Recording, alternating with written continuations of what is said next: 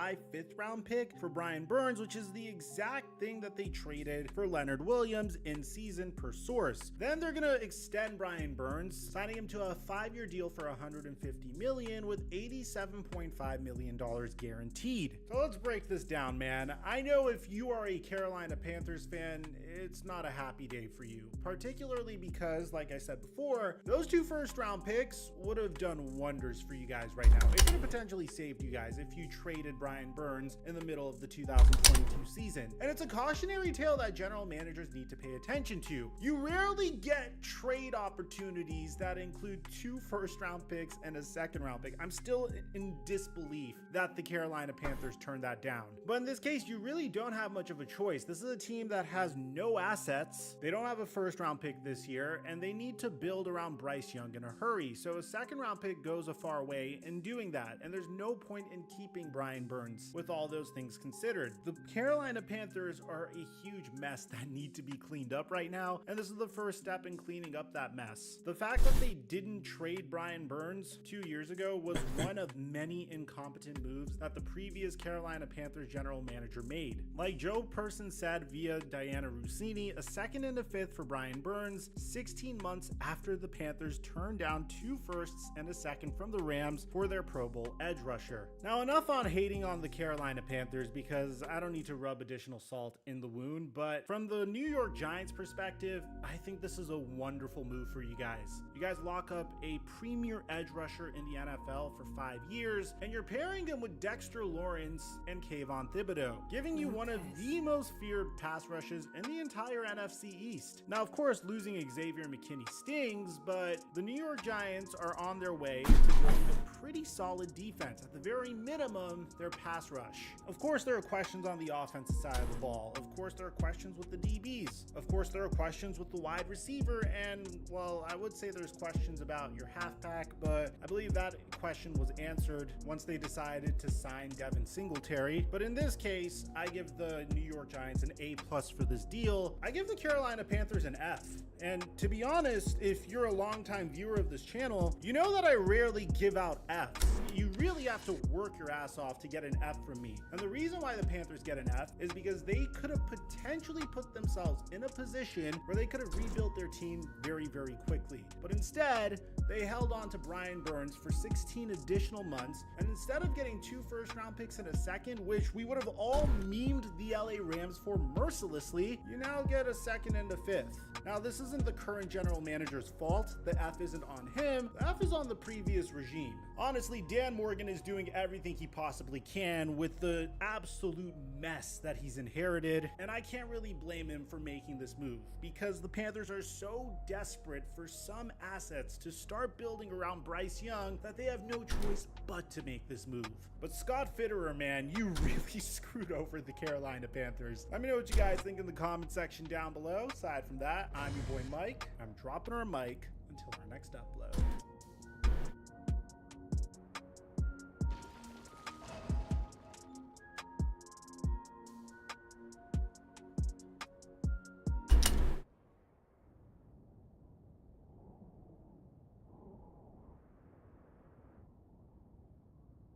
For the Eagles, I think it's a solid move. I think Jalen Hurts needs a running back like this in the backfield. Barkley is reportedly going to the Philadelphia Eagles on $37.75 million, 26 of that guaranteed. It has been a crazy day of NFL free agency today, and it's been a huge day for NFL running backs today, but there's one team in particular that did the absolute unthinkable. As a matter of fact, there were multiple teams. So before we get to the content, make sure you drop like, subscribe, and turn on our notifications to help the channel.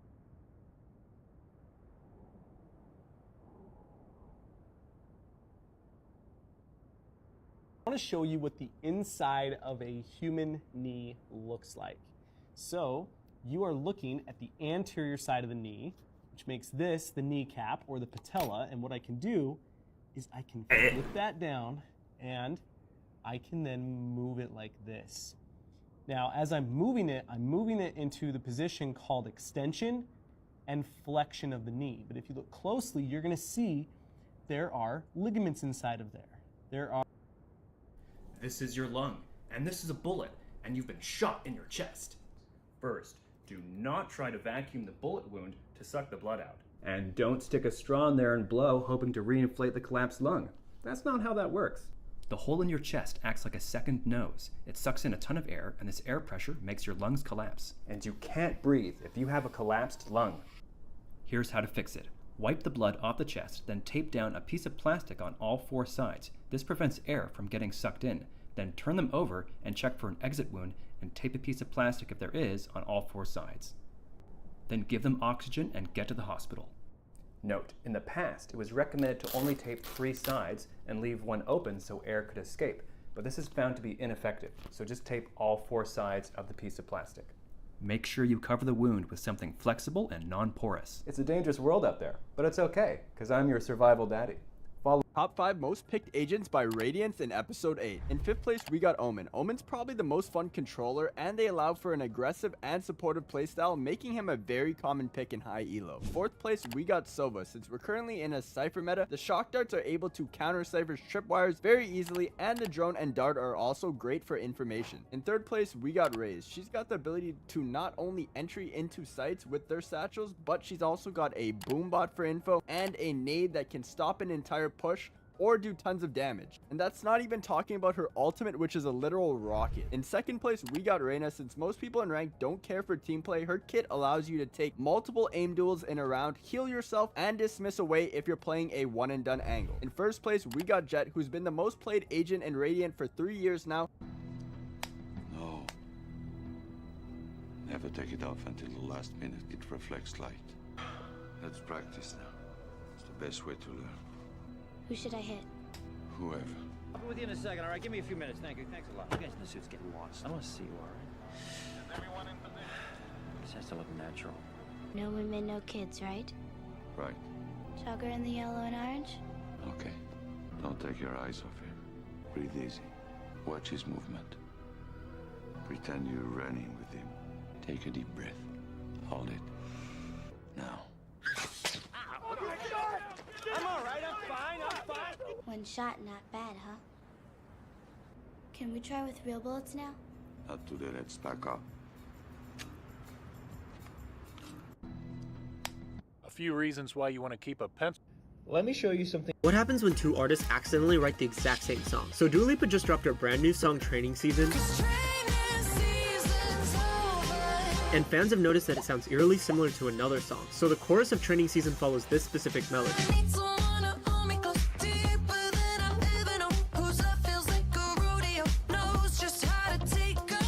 And there's another song that was released in 2018 that uses the exact same melody, which we're gonna listen to in a second. But the problem that artists are facing now is that so many songs are being released every single week that it's getting harder and harder to write a song that doesn't sound like an already existing song. And in this case, Training Season sounds a lot like.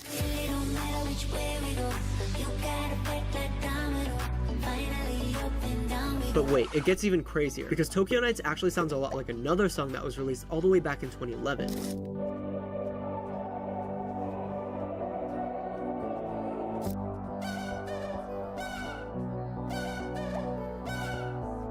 What happens when 2 artists... My child is worth millions. I feel worthless. My son is 1 year old. Thanks to his grandfather and uncle, who are collectively worth hundreds of millions of dollars, my son now has a trust in his name, and 4 different types of tax-advantaged investment accounts worth more than I'll ever see in my wildest dreams. They did this behind my back, and the only reason I found out about it was because I got a letter from Schwab in the mail addressed to my child explaining the benefits of his accounts. I asked my father-in-law about it, and he gave me all the details. While I am beyond grateful that my son will never want for anything, it also makes me extremely depressed. It makes me feel like I have nothing to offer my son. Nothing I could ever do will have more impact on him than the financial freedom and success he's been given by them. I'm a blue-collar worker who barely scrapes together 50-60K a year. Add to this that my wife is also set for life through similar means, and you get a very bleak outlook on my impact in my family's lives. Not to mention my wife barely even likes me, and I am basically crippled at 26 due to bad genetics, and I feel like they wouldn't miss me, or might even just be better off without me. I've basically stopped caring about work, and can't interact with my family joyfully. It just makes me feel sad whenever I'm around them. My child is worth millions. I feel worthless. This might blow your mind. When we put a metal plate and screws in your body to get a fracture to heal, we typically leave it, and I mean forever. Most bone, plates, and screws are made of stainless steel or titanium alloys.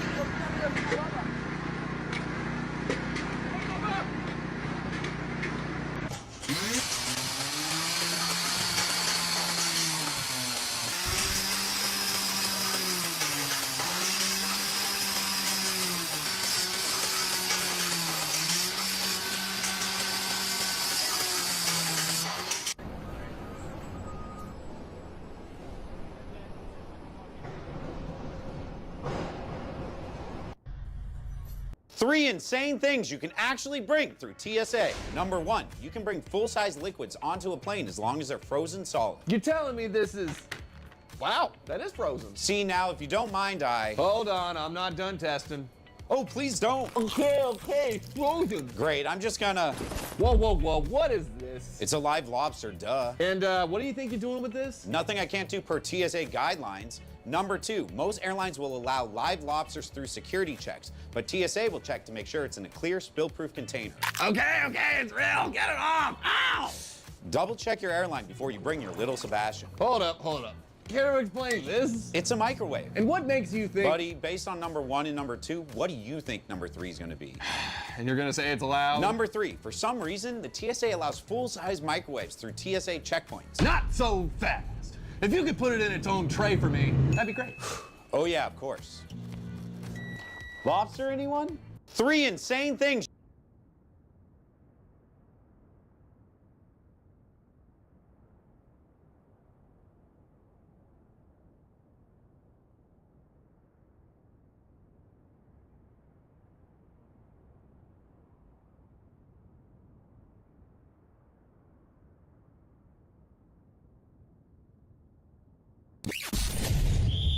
You're tuning into Black and White Sports on YouTube. The no-holds-barred truth on sports.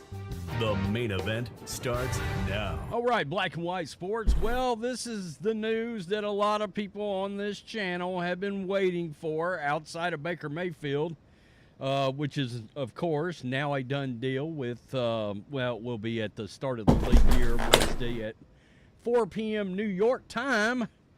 That was, of course, Baker and the Bucks getting together for a 3-year deal. Now you've got Russell Wilson, and it's a done deal as well. We'll look at some of the reaction because it is all over the place for Russell Wilson.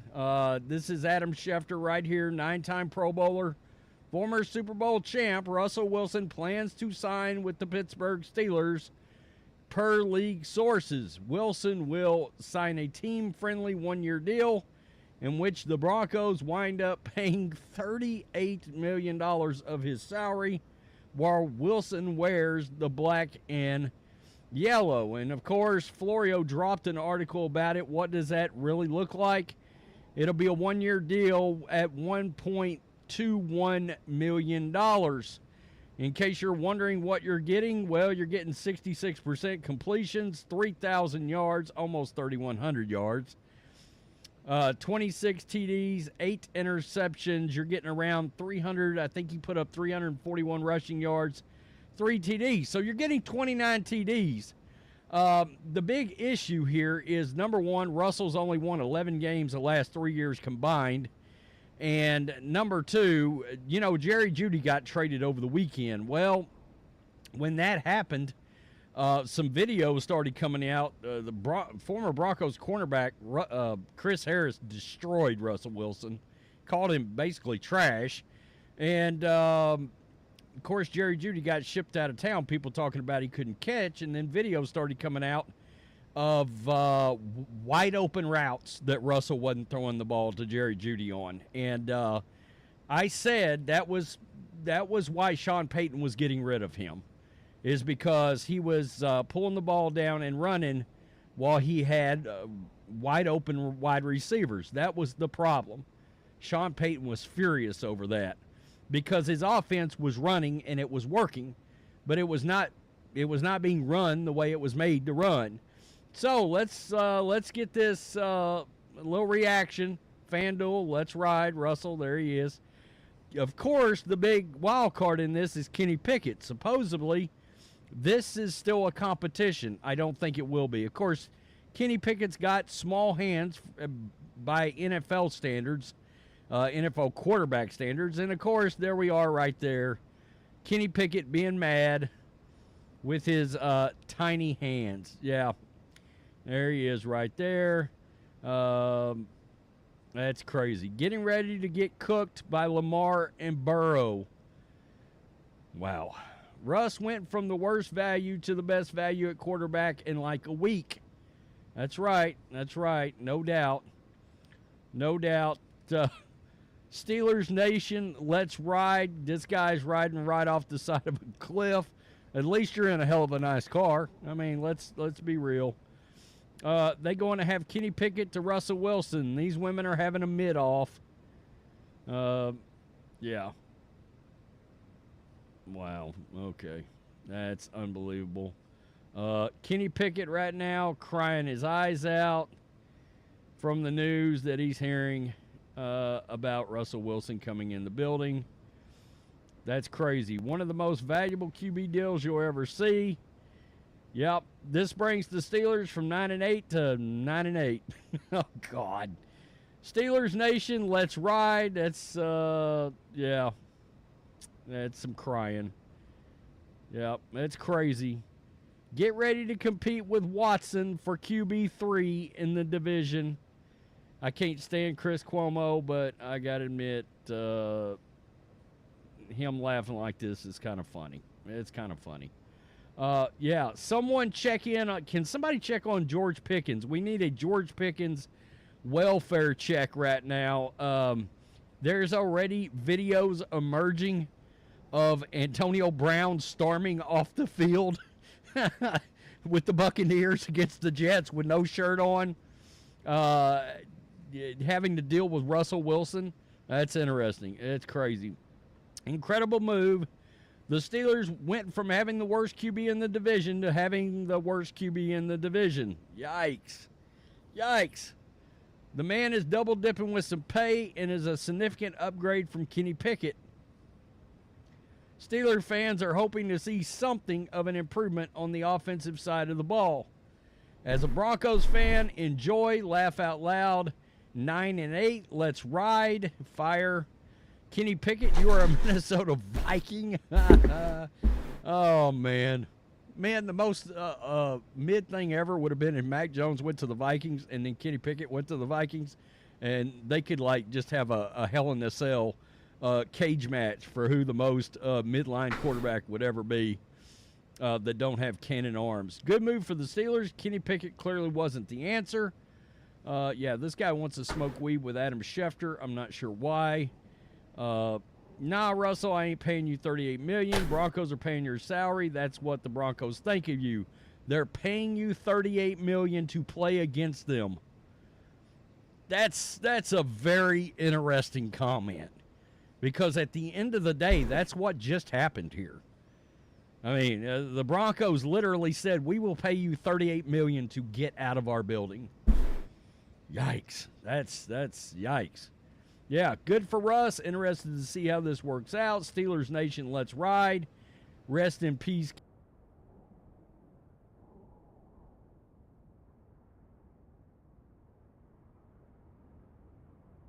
Come one, come all, and gather around. Today, we have an update from Colossal Order on City Skylines 2.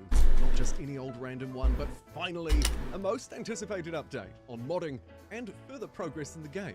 With time cards below, let's jump in. But first, a word from this section's sponsor, Gilded Destiny. Gilded Destiny have just launched a Kickstarter campaign for their absolutely ginormous and ambitious grand strategy game that you can read all about below. Essentially, this is the grandest of grand.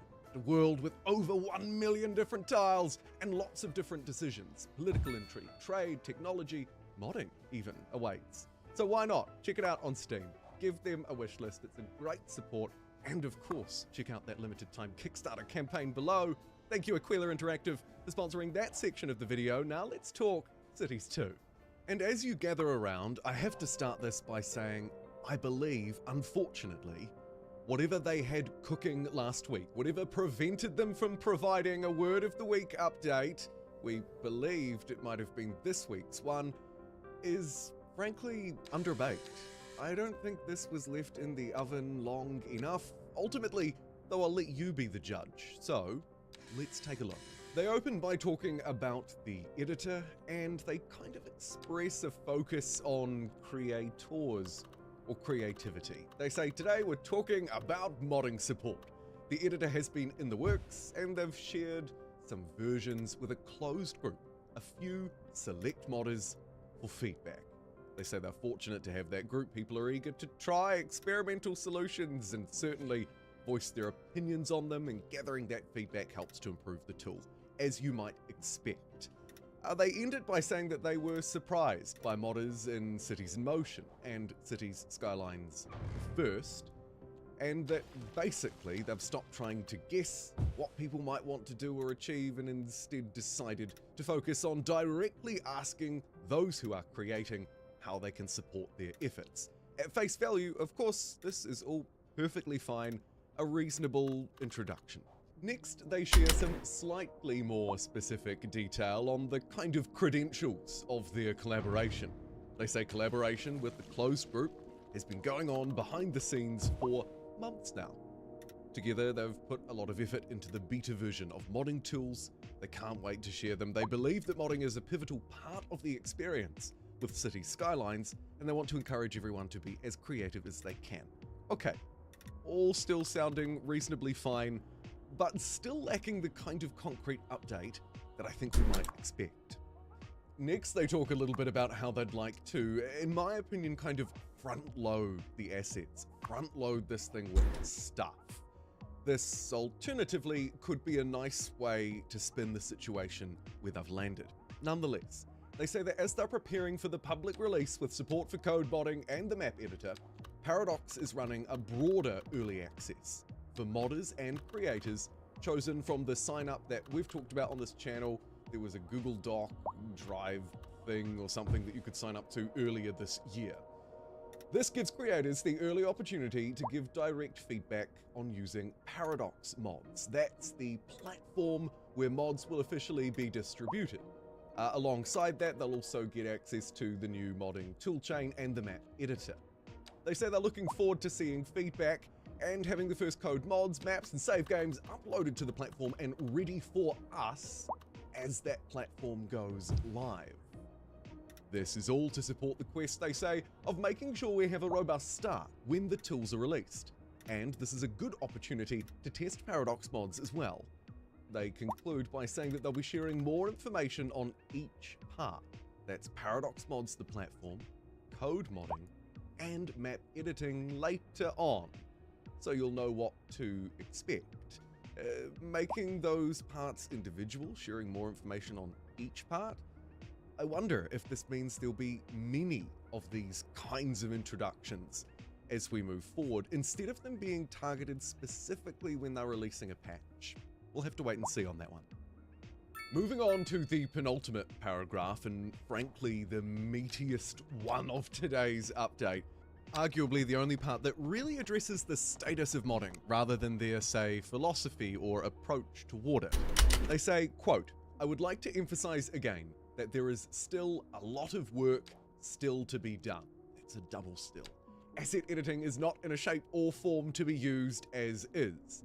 We'll still need more time to make importing the assets work, end quote. They then go on to talk about the region packs that we discussed here on this channel as recently as this time last week. They say the region packs teased at the end of last year are bundles of assets of varying sizes and content made by some of your favorite creators from the community.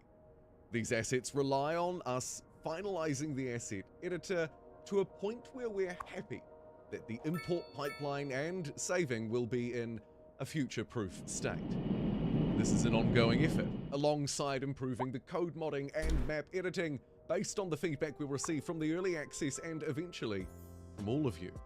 We have dedicated devs working on the modding support, eager to tackle bugs and implement improvements, so we'll keep patching the tools throughout the public beta phase until we have modding 1.0 available.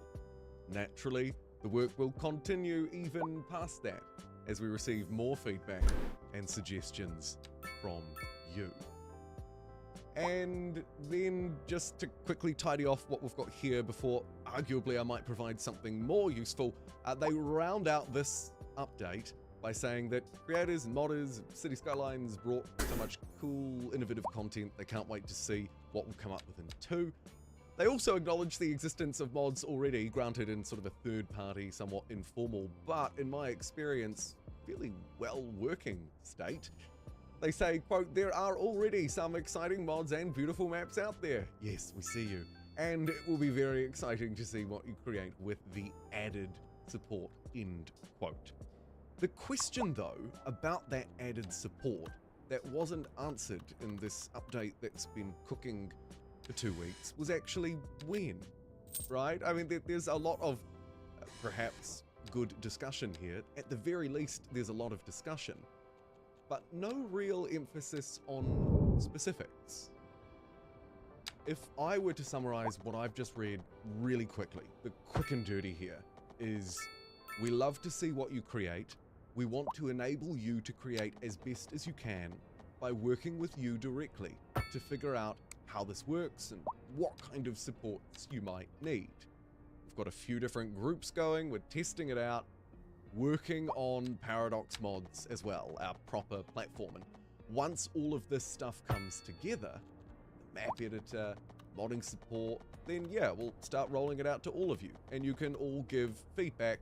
But man, there is still a lot of work to be done and it's not working as it stands right now. And while that quick summary of mine might be all fine and good, it doesn't really drill down into what I had hoped and anticipated that this would have been today. That's just my honest view.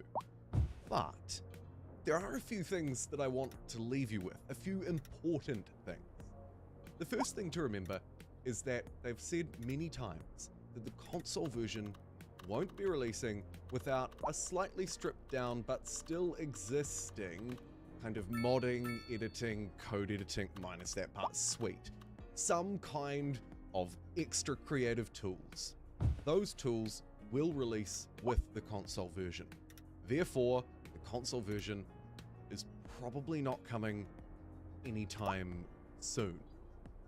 Secondly, and in another slightly out of date bit of news, but the most concrete timeline you'll get from Developer Diary, a word of the week, I should say, number 9, that released earlier this year on the 22nd of January, they did at least give some vague timeline that a public beta version of code modding and Paradox mods will be available in the live build of the game by the end of this month, the end of March. A public beta version of the map editing will be available soon after. Asset editing to be announced once technical issues are sorted.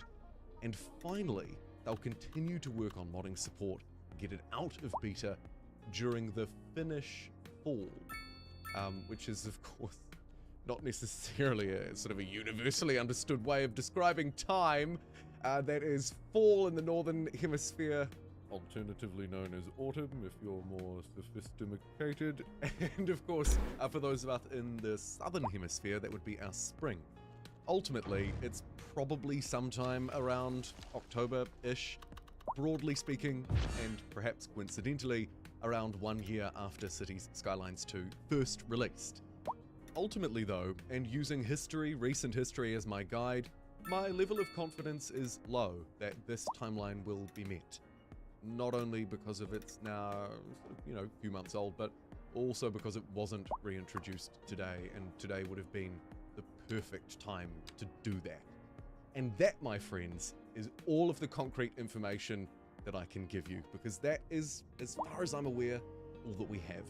Thank you for joining me in today's video, an update from Colossal Order on modding and the creative potential of Cities Skylines 2. Let me know how you felt about it below, and I'll see you next time.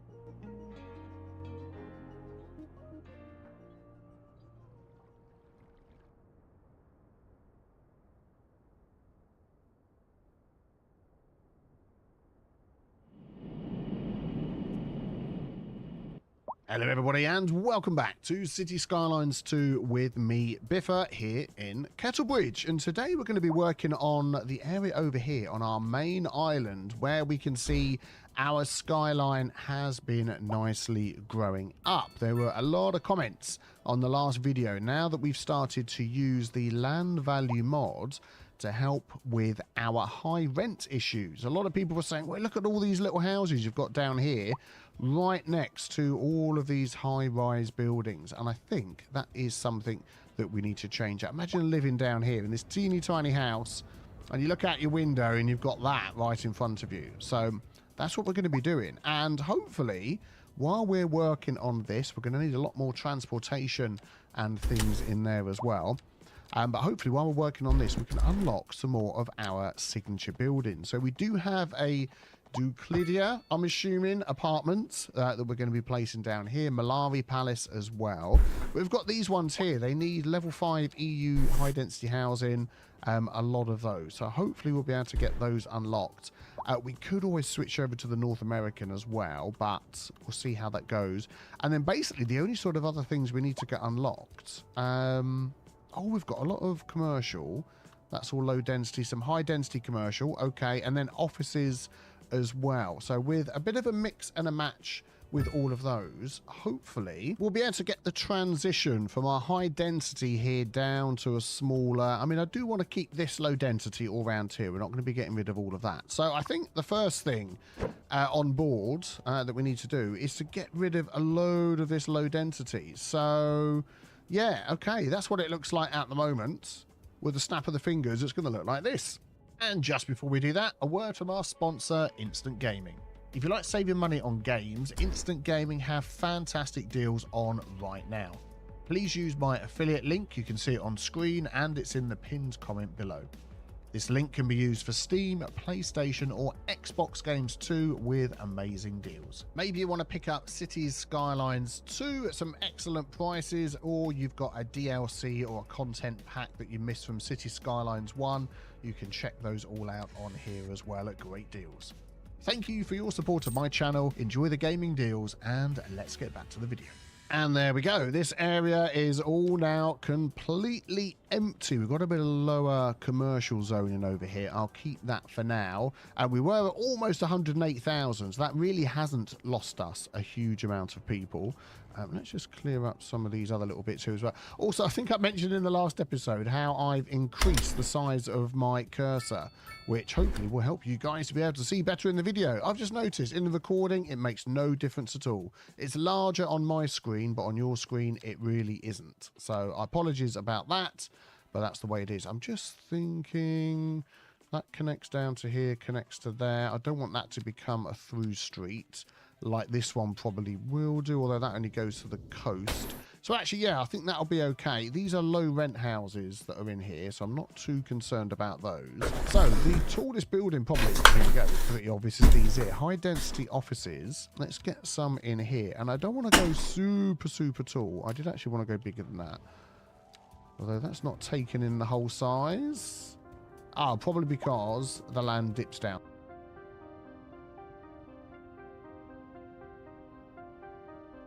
Hi there. My work schedule has changed once again, so the video I originally planned on will have to wait. How about another response/analysis sort of thing? I threw the question to my Patreon supporters and they decided on this. This will be a reaction to Jubilee's video titled Can Socialists and Capitalists Find Middle Ground? Aside from the nonsensical title, I have an issue right off the bat. Unless you own capital in some regard, you aren't a capitalist. You might follow a political ideology that believes in the supremacy of capital, but that doesn't make you a member of the capitalist class.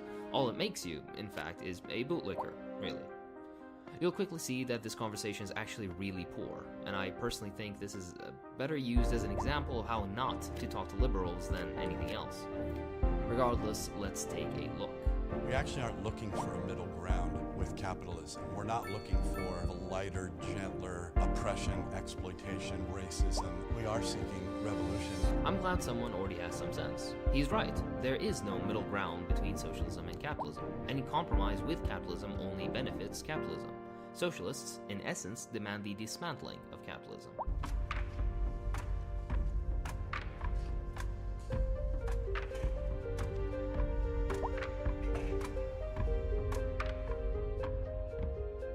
Both definitions are alright. There could be further explanation, but that goes for everything, really. My name is Liberty.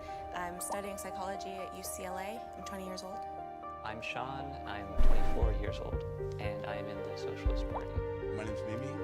2016, I was the Socialist Party's presidential candidate. I'm Shay, and I'm with the Socialist Party, and I'm 28. My name's Jack. I'm 19. I go to community college. My name's Richard, 19.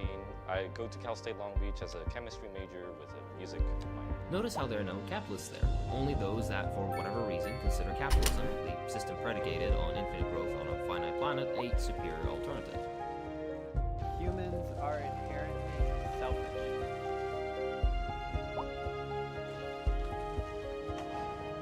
Selfishness is sort of one word for it, but looking out for yourself, your own survival, and your own gain. And of course, that includes the gain of those you love, is one of the main motivators of people. A really good way that we could figure out human nature is by comparing it to animal nature and stuff like that. And you see, animals doing whatever they can to survive. It's just culture that has changed us. But I believe at its core that yes, humans, just like any other animal, are selfish.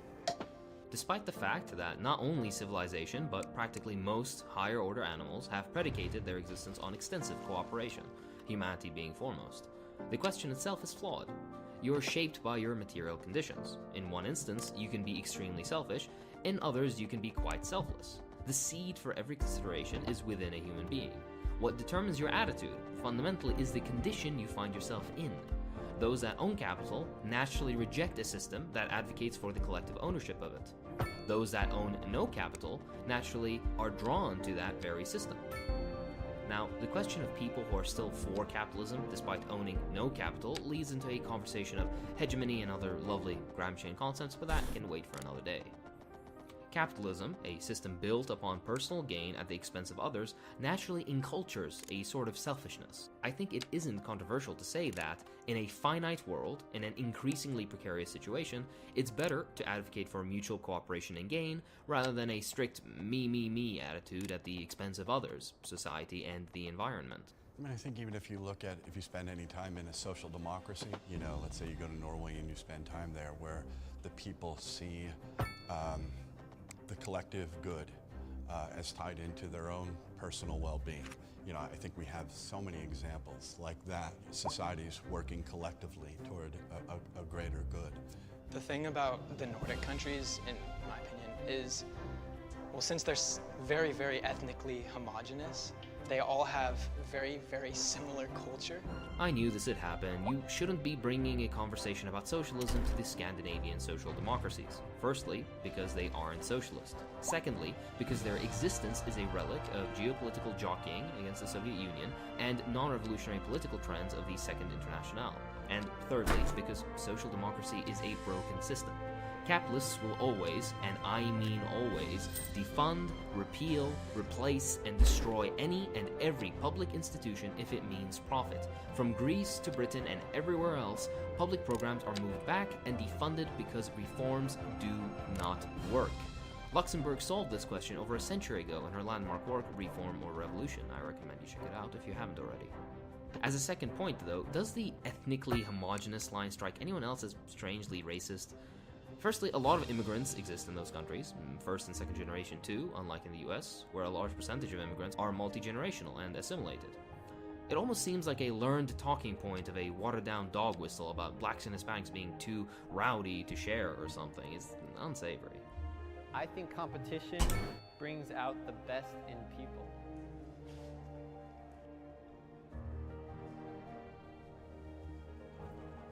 Especially when, we're competing for something like, let's try to create this compound that could help, the masses in some kind of health relation form. You have all these research labs trying to figure out what's the most efficient way to figure out this process. What's the most efficient way to do this? I think we need more of that sort of sense of competition, especially in the sciences and whatnot. This isn't the point against socialism, though. Within the USSR, for example, they held competitions for all sorts of things, from tractors to tank designs. Numerous design bureaus and labs all competed to develop the best version of what they were tasked with.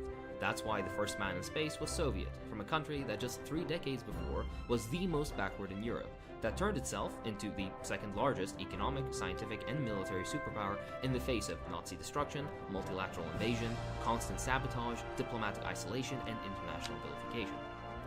Also, capitalism's brand of competition is just that, a brand. Competition isn't done for things that will solely benefit. It's done for things that will yield profit first. That's why the vast majority of the amenities we enjoy in our modern existence emerged out of public, tax-funded military and government research, and not private labs and offices. I've said it before and I'll say it again. Bilateral development of the same exact technology isn't wasteful, you think? Read The Entrepreneurial State by Mariana Mazzucato.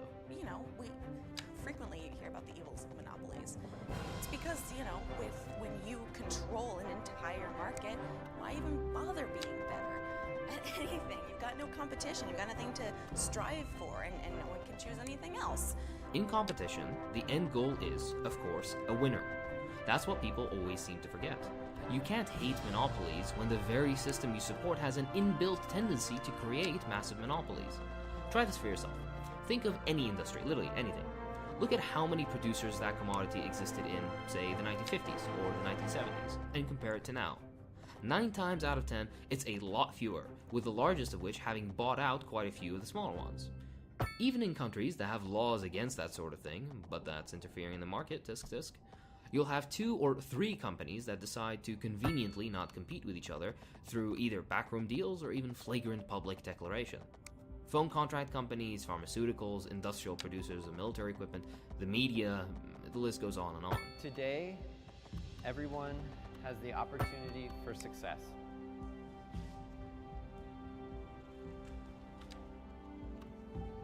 All right, if we're talking about the United States and we're talking about financial success, then yes, I would believe so. If we're talking about the world, it doesn't necessarily have to mean financial well-being or like stability. I think that it really just means how you're happy and how you're okay with yourself, and you know, you make a goal and you pursue your goal, and if you fail or achieve it. That's exactly what I was thinking. I find that there are so many resources out there that you can enact on. It's just, there's some people who just don't do anything about it. Oh Lord. The median personal income in the United States is around $33,000. The median household income is around $64,000. Given standard living costs, housing, insurance, education, and dozens of other costs, it's a miracle people manage to save anything at all. In reality, they don't save much. Many Americans can't afford a $500 emergency, let alone a bank loan for several tens or hundreds of thousands of dollars to start a business. When it comes to entrepreneurs, all you hear them talk about is hard work and pulling one up by their bootstraps. They say this because the reality is far less glamorous. The only common denominator between the Musks and Bezoses, the Trumps and Gates, is generational wealth and convenient political and business connections. Simple as. Let me ask you, how many people watching this have parents that can spare $500,000 to invest in your fledgling company that, based on mainstream predictions, will most likely fail? Not many? That's surprising, because Bezos' parents could. How about asking your dad for some of that apartheid emerald mine wealth? Oh, you don't have any? Surprising, because Musk does. How about the infamous small loan of $1 million? You know where I'm going with this. This isn't even beginning a conversation on people worldwide who barely have a roof over their head, let alone an education, opportunities for driving investment, developed infrastructure to facilitate business, and hundreds of other considerations. My first thought here with this question is, you gotta be fucking kidding me. So many people in this country who solely because they exist, they're under threat, whether it's through, the police. They're just trying to survive. This guy's doing a bad job. I don't know if it isn't just cut that way, but he's coming off too aggressive. Don't take it so personally, man. These people don't know any better. They're raised in the capitalist zeitgeist that has demonized the lightest whiff of socialism since grade school. It'll take a minute. Tedious conversations on human nature and competition are boring but very necessary. Sharpen your tools, read theory, and learn to present your arguments clearly, quickly, and convincingly. There are no shortcuts, sadly. So everyone's very different. Again, everyone has different opportunities to what they can even consider success. In the U.S., though, there are a lot of opportunities for most people, though, of course, you can't say all, and there are always those who are extremely unfortunate and should be helped. This dynamic is strange. These are questions of statistics, not opinions. I'm sure every one of us has sat in a restaurant before, or a Starbucks. Those people work their asses off. Any of these low-income jobs are not easy, and they work for pennies. If something goes wrong with their car, they're done. If they have a health problem, they're done. You're talking about financial success, though. Success is extremely relative and can be defined in many different ways. In a capitalist society, that isn't financial success the most important thing. Oh, I like him though. Where were you hiding this guy? No. I've worked in the food industry for a number of years, and I can not say that any one of my companions was ever the immediate area happy due to be poor doing road conditions. And if they're going to school on top of that, you know, so they're working full time, and on top of that, they're going to school and they're paying school. I would consider that successful if you can go to school and you can maintain your GPA and you can also be working a part-time job and somehow affording your school. Yeah, you're doing well in life. Please exercise What? caution Just, if you must what? drive and try Do I and really stay need to off the explain streets why that until thought is all sorts conditions of fucked improve. up? No, This is dude, DNA working a local grueling public 40-hour service job on top of full-time school while drowning in debt isn't doing well in life. He seems to value personal responsibility as an important factor in life. Hey, I do too. That doesn't lend well to supporting capitalism, though. Historically, capitalists have tried every which way to avoid it, actually. Either by dodging taxes, dodging prison sentences, or environmental protection and workers' rights laws. They always find a way. The capitalist side, remember, not actually capitalists, funnily enough, seem confused more than anything else. Is this how the conversation goes in the US usually? Society should help the No use underprivileged. reminding you. Meanwhile, expect delays and drive safe. Industry in the region is on the rise, and That when sort of business is saying, doing give a man a well, that fish, floats our etc. boat. There's no holds sinking true. this boat, Glenda. And also, who should do the helping and how is very important. Not all acts of service are equally beneficial. I would agree to that. I myself, you know, I'm sorry to use a personal anecdote here, but I've personally dealt with the fact that, oh, giving someone this much aid, they become lazy.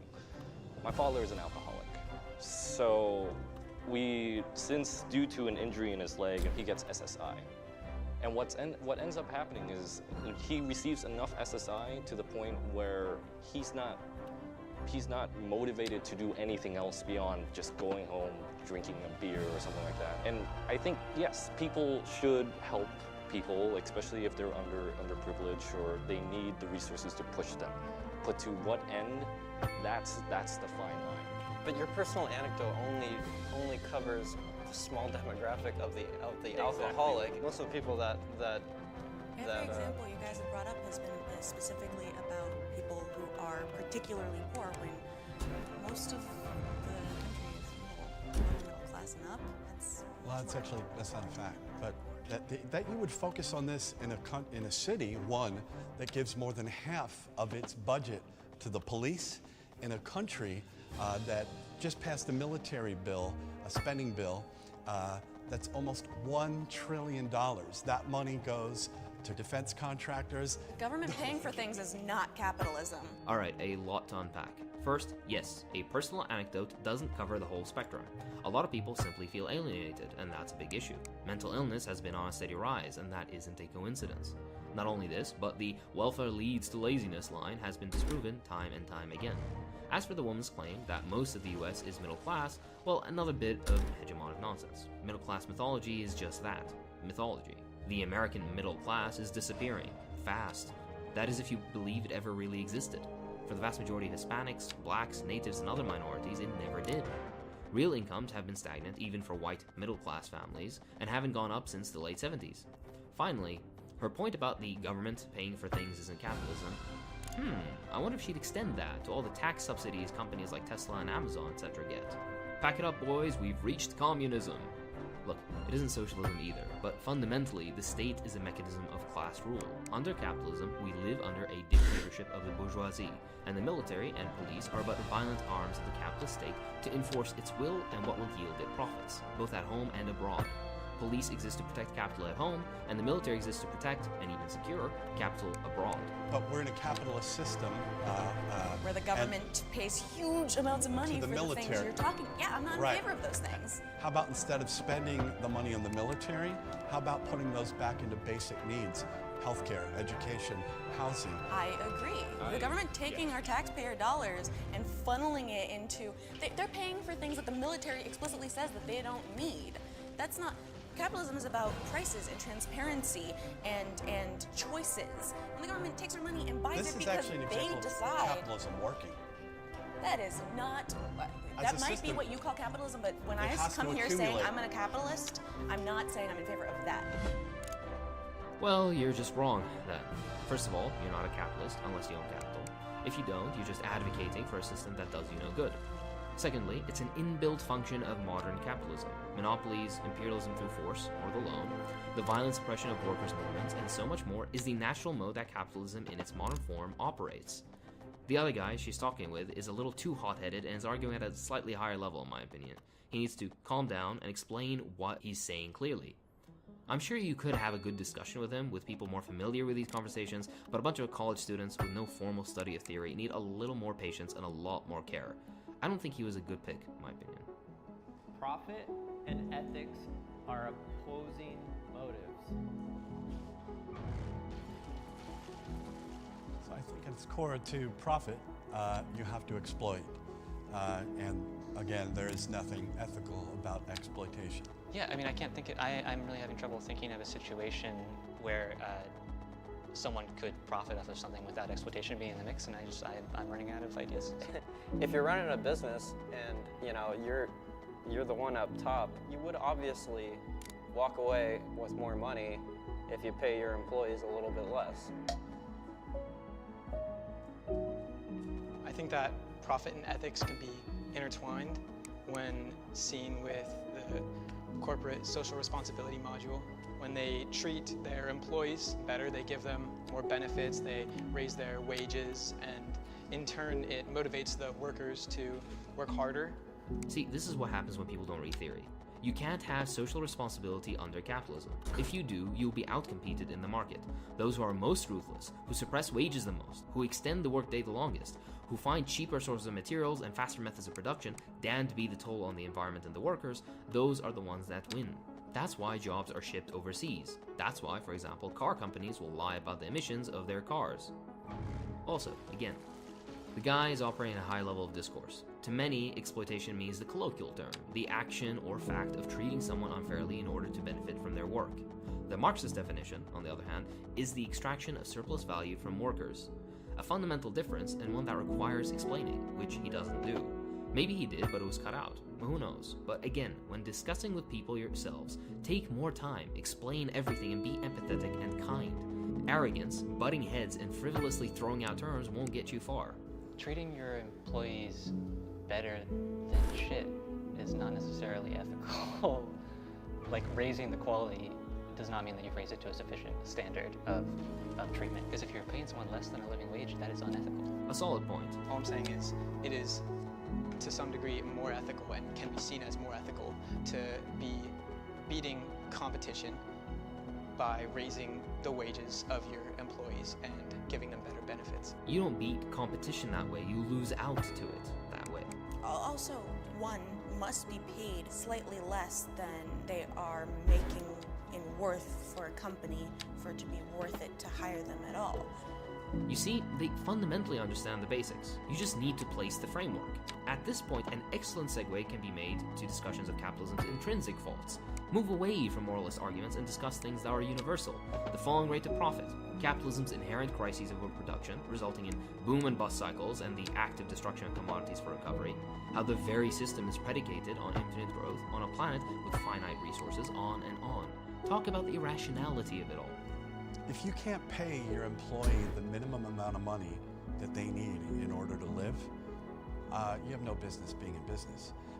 And I think also there's a tendency from the conservative side to skew away from sort of objective fact. I mentioned the MIT living wage calculator, right? Yes. That's a scientific model. Wow. That 29.25. So as a company, if you can't afford to pay your employee a living wage, that's just the minimum that they need in order to live, right? Get the fuck out of business. See, he's already turned her off from whatever sense he could be making. No matter how well of an argument you make from this point on, by personal insult she probably wouldn't internalize it or engage with it in good faith. He turned an opportunity for radicalization into a who's right competition. Please, keep the disheveled, hot-headed socialist stereotype a stereotype. There's only room for one Zizek in this world. Why are we even talking to you when you have all the facts and we don't know anything? My point exactly, he fucked up. Please use this as a learning experience. Getting argumentative won't get anyone anywhere. Turn down the zeal. Those aren't your enemies, and this isn't how you build class solidarity. I don't know. It's hardly worth my time. Well, we were sure. It's hard to really lean towards one side or the other if everyone is just sort of stating all these coherent biases and not accepting any sort of thing from any other particular side, which is why I'm sort of just, I'm trying to understand your side, and I'm trying to grasp really my side of it, and again, going back to sort of that mutual understanding of what can we do next? Nothing. This isn't a middle ground discussion. It's either we sacrifice the earth to relentless overproduction, or we coherently plan production in line with environmental standards. It's either we further destroy workers' movements and forcefully underpay people for further profits, or we develop an economy based on mutual benefit for all in the spheres of education, healthcare, social well-being, women's rights, on and on. Capitalism outlived its usefulness over a century ago and now has permanently overstayed its welcome. This is no longer a discussion of political choice. It is now, as Luxemburg said all those years ago, socialism or barbarism, humanity or extinction. That sort of mutual understanding needs to be there if we're going to ever continue to see what's best for the U.S. I think one reason why, you often see like folks on the left, the socialists, communists, anarchists, etc., they're so passionate, and there is anger, seeing the suffering and the oppression and the exploitation, the racism, etc., you sort of feel this urgency, like we're constantly under sort of this self-criticism and self-reflection about like, well, how do you package what can be complex ideas into ways that are very palatable? And I think like if there's a failure on the left, that would be one of them. I don't understand how he can be so self-aware and not at the same time. I understand his anger.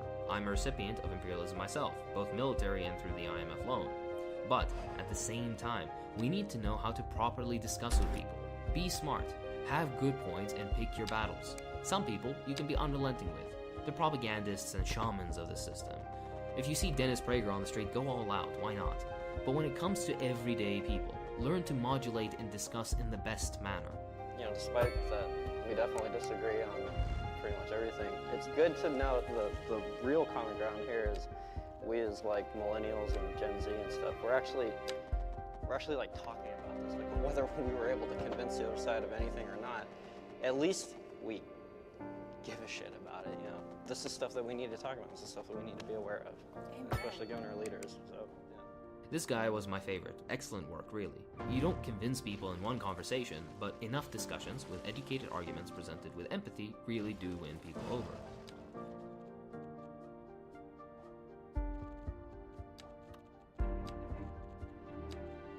Hello there. I've had several large projects I've been working on, but this little while I've been so busy that I was afraid I can't put anything out. Well, it may not be a video on China, or any of the other dozen things I want to put out, but it's at least something. I hope you forgive me for being so busy and are okay with an old school debunking video for now. So, this video has been recommended to me for years on YouTube, and I've never watched it. The reason? Because it's a British conservative member of the European Parliament. I can guess at what he's gonna say. Capitalism, freedom, human nature, Cuba, or the USSR, or Vietnam, etc. Bad. Fascism is definitely a form of socialism, guys, and if we're lucky, an Orwell quote or two. Let's see how right I am. Mr. President, ladies and gentlemen, who said this? I'm a socialist. You're listening to and a very different kind of socialist from your rich friend, Count Ravenna. And we're pervading some of the finest 1930, classical music on the air. And the Keep that speaker dial. was a rising German politician called Adolf Hitler. And we're off. Immediately a quote from Hitler, the well-known socialist. This is a frequent mistake that those on the right make, and this dude looks too educated to unintentionally be making that mistake. Nonetheless, it's interesting how he doesn't quote the whole passage, which goes, I am a socialist, and a very different kind of socialist from your rich friend Count Ravenna. What you understand by socialism is nothing more than Marxism. Aha! So the very quote itself differentiates Hitler's supposed socialism from Marxism. He's already built himself on top of a fallacy. How lovely. Good to Let's know, go on. Jim. Seems like In 1930, everyone's in a hurry the to get contention somewhere fast. that fascism had emerged It's out of worth socialism slowing was down. accepted you across can, the board. plan It was your an trip observed historical outside fact. the rush. Fascists Oh, marched under I'd red rather wait banners an on hour in May. traffic than to have to Their start leaders believed thinking in about high it all tariffs, the time. in Besides, workers' if I did control that, of I'd never get factories. anywhere. In a moment, in common production of and distribution and exchange, as we just heard. Go on. Oh lord, high tariffs. High tariffs aren't socialism. The Bahamas, Pakistan, Iran, South Korea, and dozens more have relatively high tariffs. Does that make them socialist? Furthermore, he goes on to say that Nazis believed in worker control of factories. Where? Honestly, name a factor to substantiate your argument. The simplest cursory glance at any serious history of Germany at that time proves you dead wrong. This essentially is a lie. Now why would a conservative lie to what appears to be highly impressionable teenagers? Anywho, then he mumbles about common production and exchange without really qualifying what he meant. Somehow, he keeps a smug look on his rat-adjacent face without having delivered anything substantial. Seems he thinks that Hitler quote at the beginning was a strong start. Hitler wasn't a socialist, and neither was the German economy at the time socialist. Academics have proven this point time and time again, and Democratic Socialist 01 has a great video on it too, for those interested. Already, with fascism is socialism. If that really was the case, why are you conservatives tripping over yourselves on your way to supporting fascists, while imprisoning and killing socialists and communists? He then mentions red banners and May Day parades as if that's as strong an argument as he thinks he's making it out to be. Continuing a trend we'll see a lot more of from this guy, he obfuscates the truth intentionally and tucks away all context so that his argument seems sound. His argument isn't sound, of course, and that's why he has to resort to these silly games. The reason fascists appropriated leftist symbols was because workers' parties were incredibly popular, and they knew they had to at least pretend to appeal to workers if they wanted any chance of power. The marching under a red banner thing is a meme because, well, so do Canadians and Turks and Tunisians. Red isn't exclusive to socialists, and the Nazi flag colors were specifically used because they evoked the flag of the German Empire. Nice try, though. Yeah. Buddy here knows what's up. The first victims, unsurprisingly, were Marxists. Let's see how he twists this. Badly slapped together arguments about supposed leftist infighting, perhaps? Yeah, and there was a reason why. And peu de patience, as we say where I work. It is absolutely true that socialists of the national and Leninist varieties were bitterly opposed. They were fishing in the same pool. They were competing for the same kind of voter. Oh boy, turns out I'm right. Hooray. These types are so predictable. Shame they never pick up a book. The one kind of person that neither brand of socialist had any areas time of for forest are being was the engulfed by classical flames. liberal, what they called the thick smoke decadent rising from the fire Anglo-Saxon makes the air bourgeois dangerous capitalist. to breathe. Citizens are advised The to Nazis vacate had any no premises time for near the classical fires liberal, and remain the at a safe decadent distance bourgeois until emergency capitalist, which is services manage entirely to a get the redundant fires phrase, under by the control. way. Is that why the Nazis warmly accepted the support of every industrialist and capitalist, both domestic and international, that came their way? Krupp and Ford didn't exist, did they? Is that why the Nazis dissolved labor unions and prevented workers from striking? Is that why they returned record profits to those same capitalists? Is that why the concept of privatization was literally coined to describe Germany at the time? You absolute imbecile.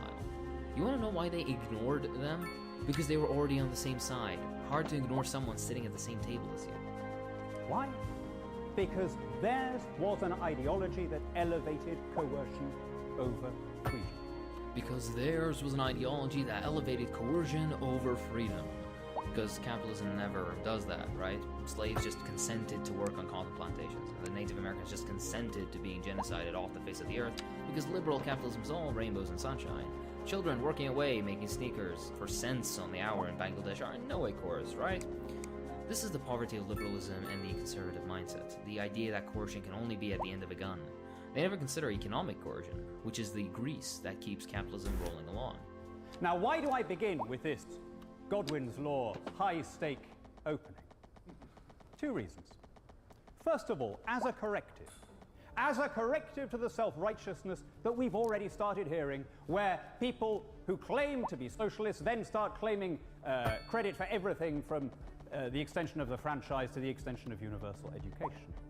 but that is an objective fact. The only reason child labor was abolished, the workday shortened, maternity leave instituted, universal education developed, and practically everything else was because of the bloody struggles of leftists all around the world.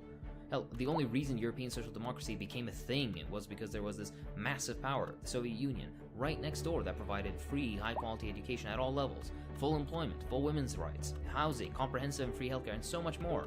Denying this is denying history, which his types are rather fond of doing. But my real point is this one. Socialism rests on compulsion.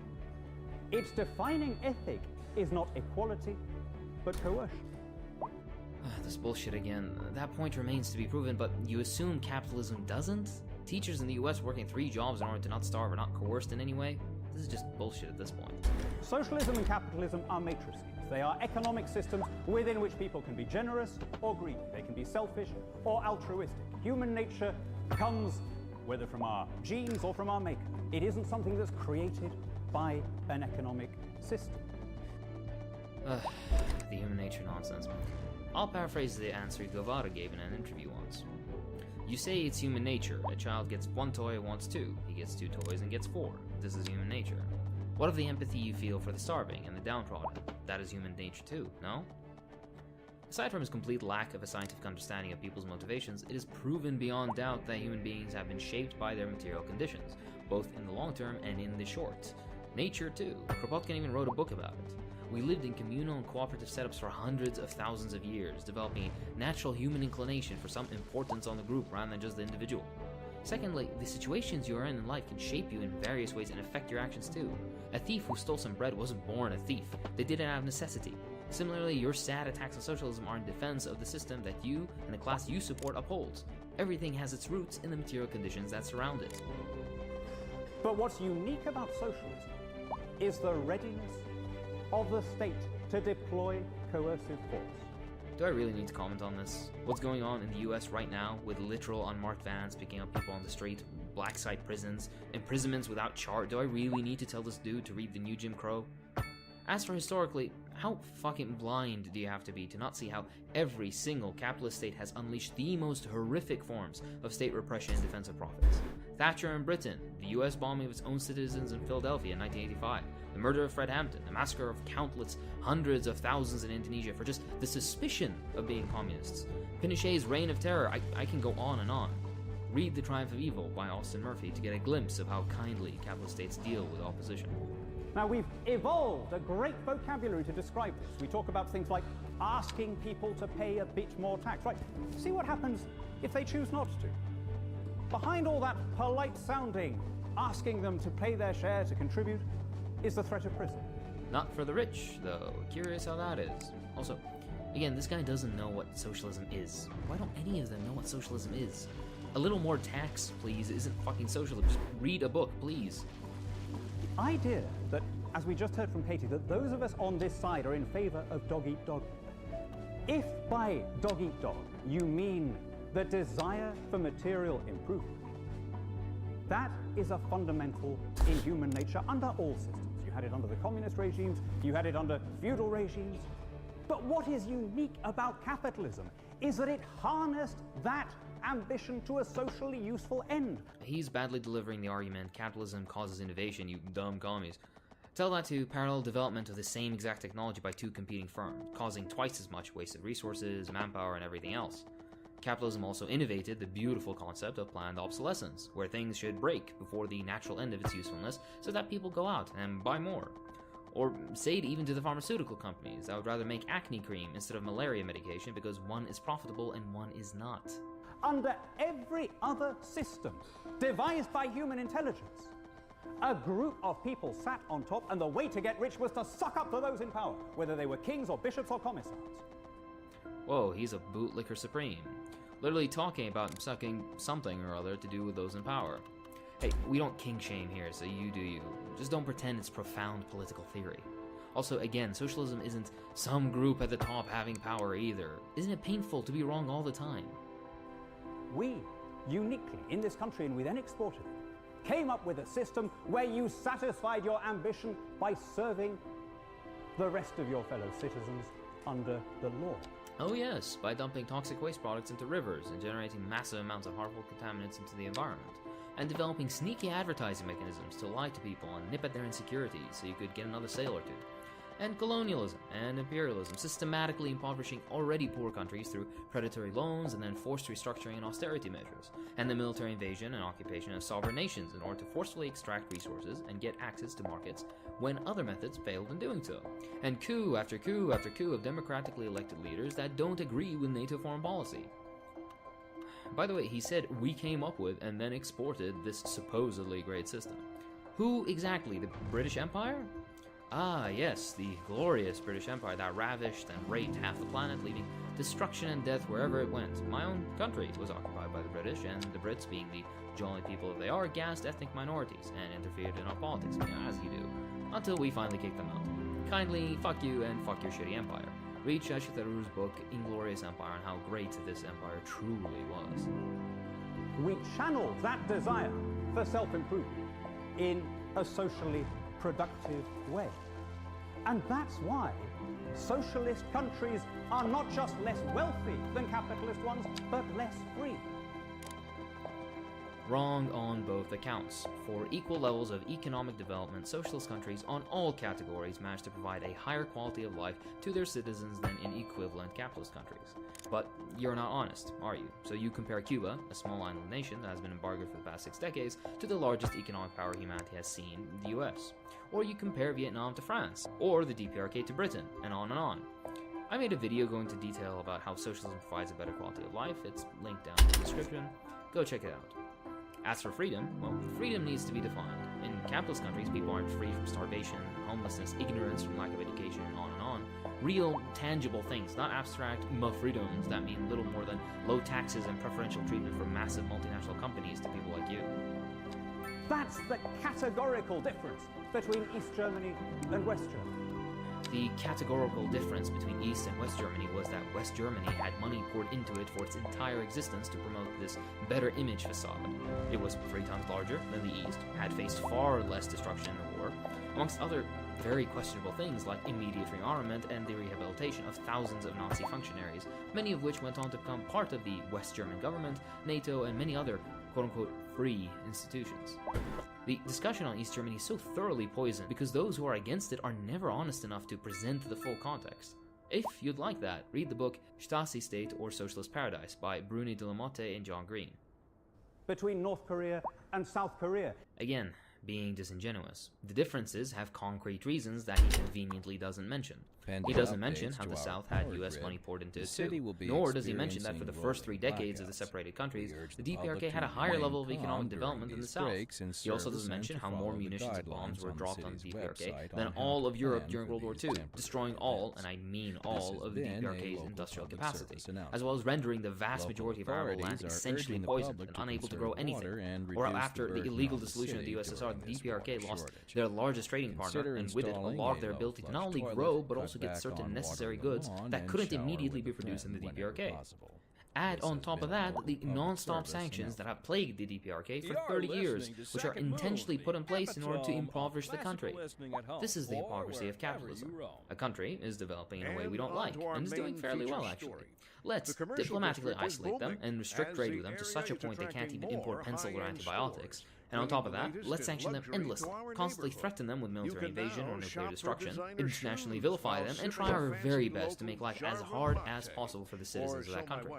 After that's all done, they point rabid fingers at how poor and horrible everything is in that country, as if they didn't intend to and succeed in doing that in the first place. For a detailed dive into the DPRK, read Patriots, Traitors, and Empires by Stephen Gallons. It's not just that socialism doesn't work in the sense that it fails to provide material advance. It actually does. Again, on all fronts. Healthcare, housing, employment, education, infant mortality, life expectancy, caloric intake, women's rights, and so much more are all better in socialist countries at equal levels of development. That's all with the diplomatic isolation, sanctioning, constant threat of war, international vilification, and on and on. It doesn't work in that it takes away human dignity and civil rights, above all, our freedom to make choices as autonomous individuals. Yes, sir. Black people are shot on the street with no charge, no jury, and no trial. How can you in all honesty tell me capitalism allows for human dignity? Belgium used to exhibit black people in zoos until the late 50s, the same time period the socialist USSR was conquering the cosmos for all of humanity, yet one was part of the free and humane West, while the other was the oriental and despotic East. Again, those children working for cents on the hour making that suit that he's wearing surely aren't experiencing the dignity given to them by capitalism.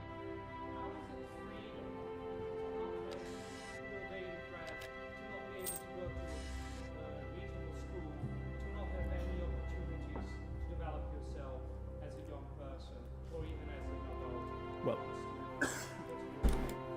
again, someone with sense. Put that guy on the stand instead, Jesus.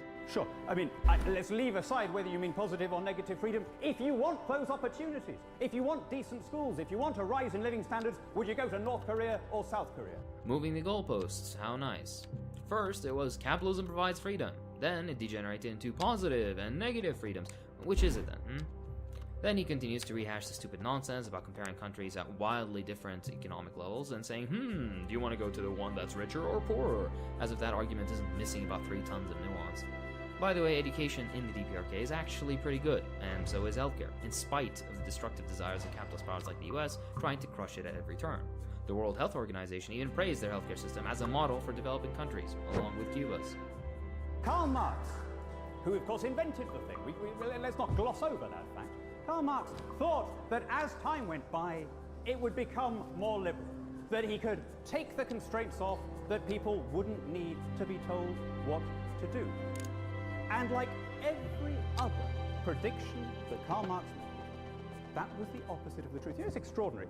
I have no idea what he's trying to argue here, and having dealt with enough of these types myself, I know for a fact he hasn't read Marx, so he's just talking out of his ass. Marx didn't invent socialism, he only elaborated theory on a specific form of socialism, scientific socialism, as opposed to utopian socialism of Europe at the time.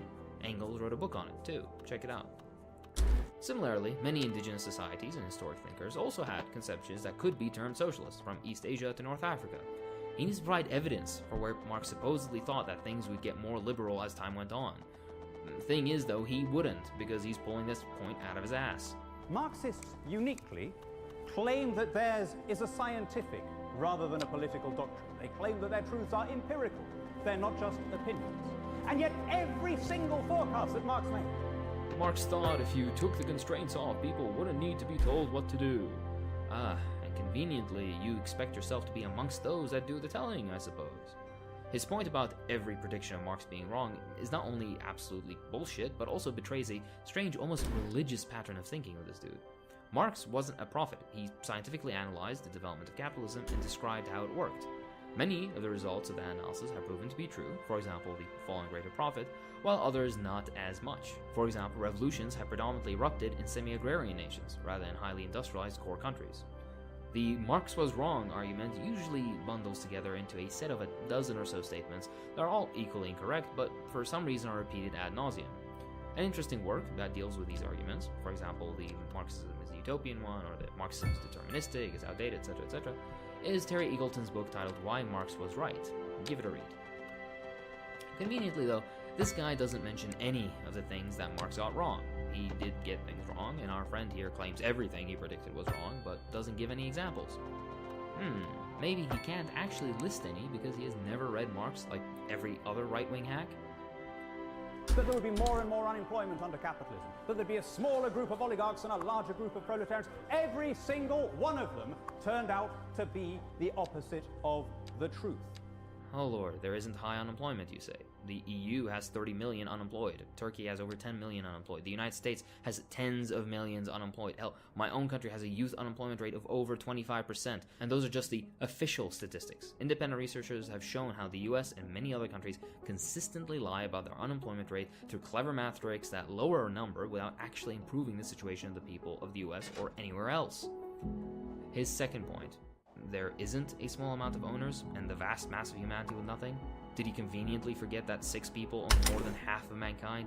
Did he forget that wealth inequality, even with that in mind, is still rising? By the way, Marx never said there would be more and more unemployment. In fact, the opposite, that a consistent chunk of the population would be employed because capitalism requires a consistent workforce, unlike in feudal and ancient times. What he did argue was that capitalism necessitates a reserve army of labor, meaning a perpetually existing significant group of unemployed, in order to facilitate the lowering of wages and always providing the capitalists with an ever-eager workforce that will work for pennies so they don't starve. Ever wonder why every single capitalist country has unemployment? Usually quite significant even, numbering in the millions in some countries. This is the reason. This I do. Yes, of course I have. I had the pleasure, like a number of people here, of studying at an old university where we were obliged to read these things if we did a history degree. This is going to have to be my last one. He's lying, because so far he's shown zero understanding of Marx, like every other one of these types. Also, nice of him to touch on the bullshit meme that is, my universities are run by Marxists. Read the book Academic Repression by Parenti to get just a glimpse of how bullshit that talking point is. The only thing fully taught and supported in modern universities is, in clear Gramscian fashion, what further enforces the cultural hegemony of the ruling class.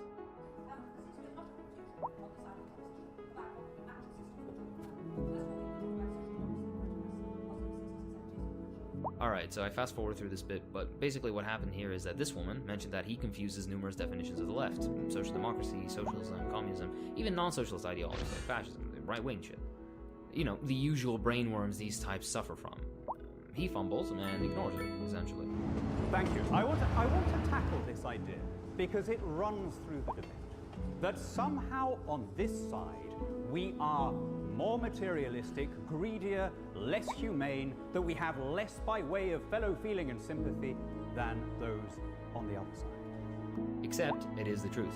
If you uphold capitalism, you must logically also uphold all that capitalism requires to function, which includes unemployment in the form of the reserve army of labor, imperialism, both economic and military, the illegal overthrow of sovereign nations with democratically elected leaders,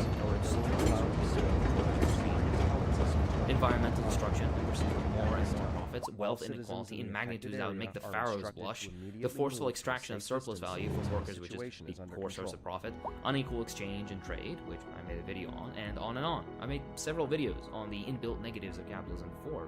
Check them out.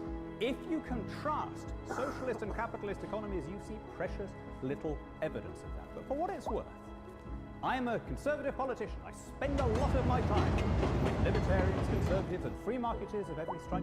I can tell you, hand on heart, I have never met anyone who derives more pleasure from a healthy bank balance than from listening to Beethoven, or playing with his children, or going for a walk in the country. You see, this is the problem with a non-materialistic analysis of things. Who cares if individually they are good people? Most people are.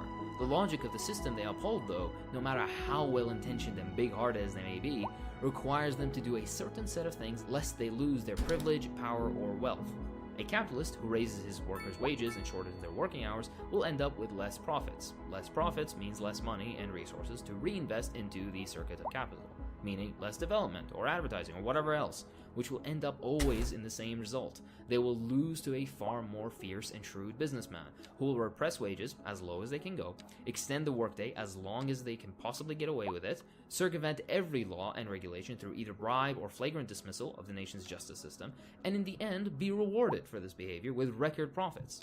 Tax dodging, embezzlement, neglecting environmental protection laws, wage theft, I can go on. You see it time and time again. It isn't a moral argument Marxists make, it's a scientific one. Who cares what your intentions are? What the system demands of you cannot be circumvented through a big smile, some Beethoven, and a walk with your kids. But what is it that enables us to do those things? It's economic progress. If he truly cared about economic progress, he'd at least entertain the notion that maybe former socialisms had something, right? Seeing as the two fastest growing economies of the past 100 years, the USSR and China, were both led by communist parties who took hold of nations that started as feudal backwaters, where peasants used wooden plows, and turned them into spacefaring superpowers so magnificently developed in such a short span of time that people still to this day unfairly compare them to the US and Britain, rather than nations that started off at similar levels of development before socialism, like India or Brazil. The fact that you have a dishwasher and don't have to spend all your time doing the washing by hand means you can go for that walk in the country. The fact that you've got a car and don't have to queue up at the tram station means you have more time to listen to Beethoven's symphonies.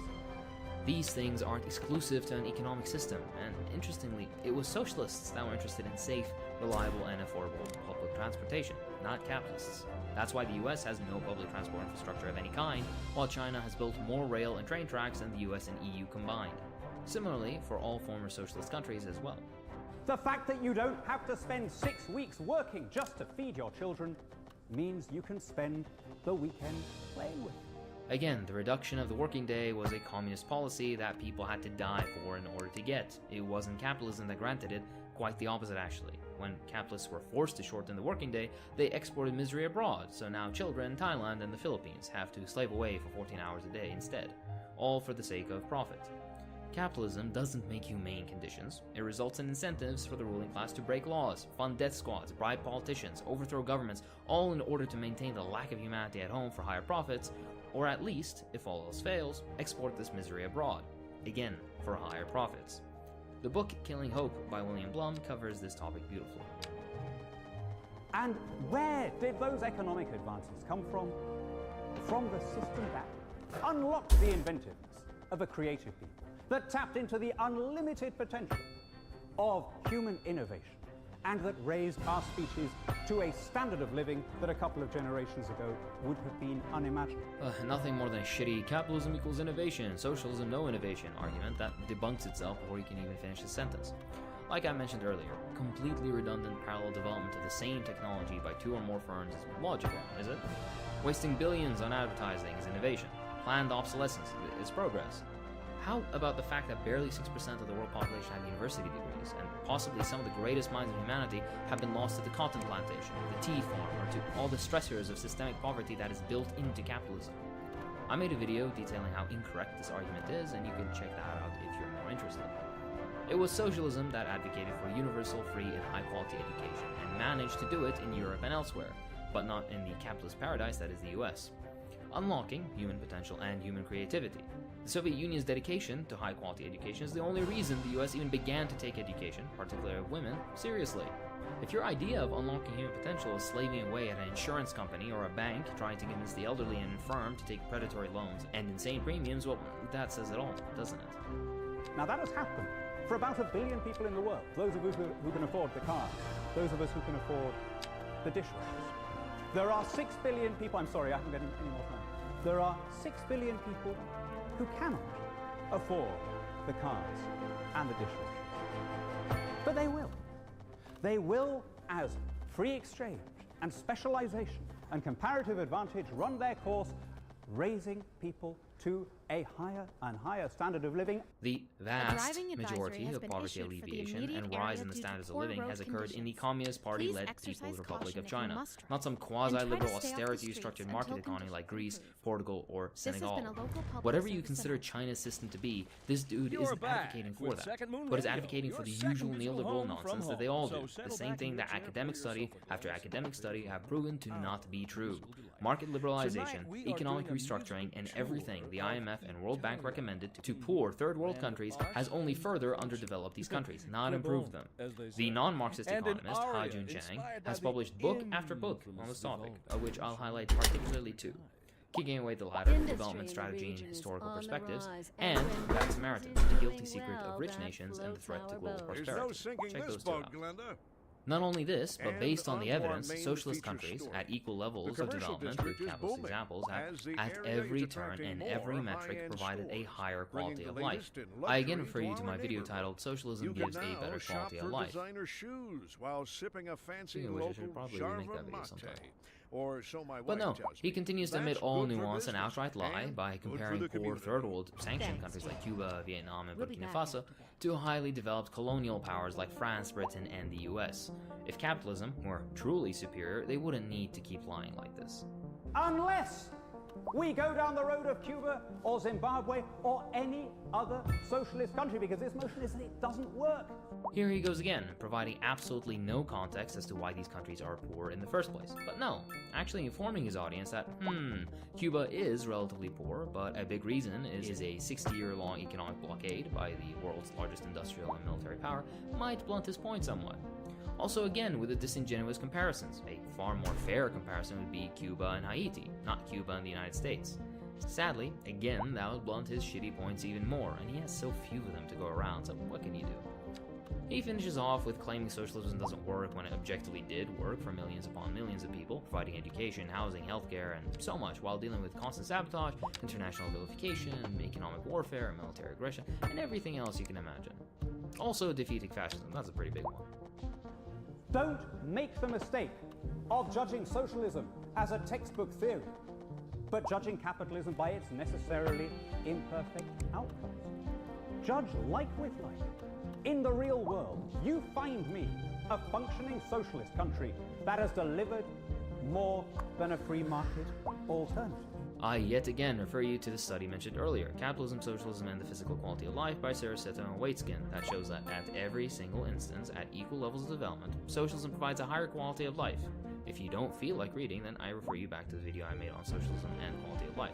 This guy has exactly what he wants to see right at his fingertips, yet I doubt he changed his mind. They're usually not that honest.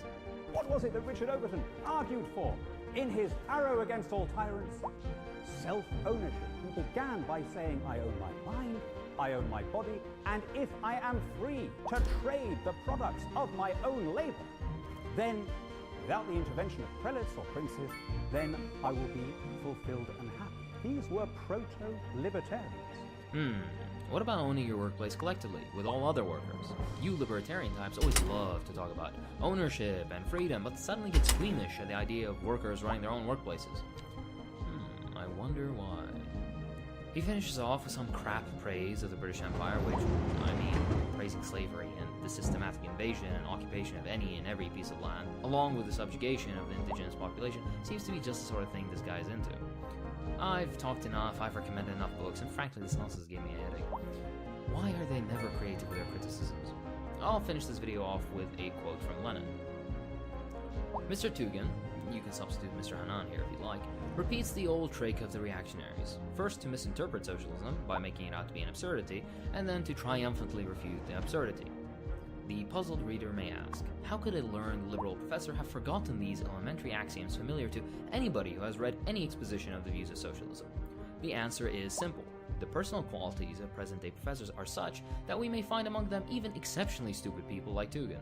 But the social status of professors in bourgeois society is such that only those are allowed to hold such posts who sell science to serve the interests of capital and agree to utter the most fatuous nonsense, the most unscrupulous drivel and twaddle against the socialists. The bourgeoisie will forgive the professors all this as long as they go on abolishing socialism. And that's it.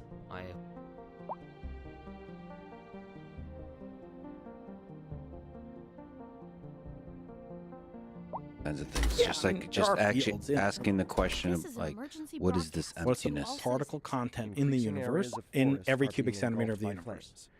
Outside of the 420, so you have the 420. They have some, they have some mass. Oh, they have energy. They don't mass. Photons don't have mass. Energy. That's why they don't bring suitcases. You know that's true, right? Photons never bring suitcases with them because they're traveling light.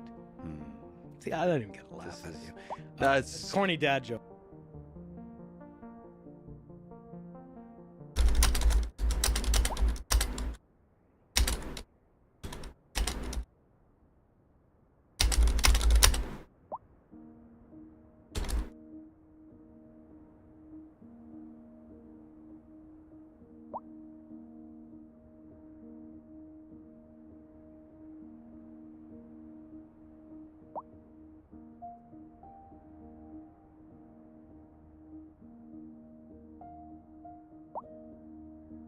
Alright, ladies and gentlemen, welcome back to the channel. It finally happened. Russell Wilson is headed to the Pittsburgh Steelers on a veteran minimum contract.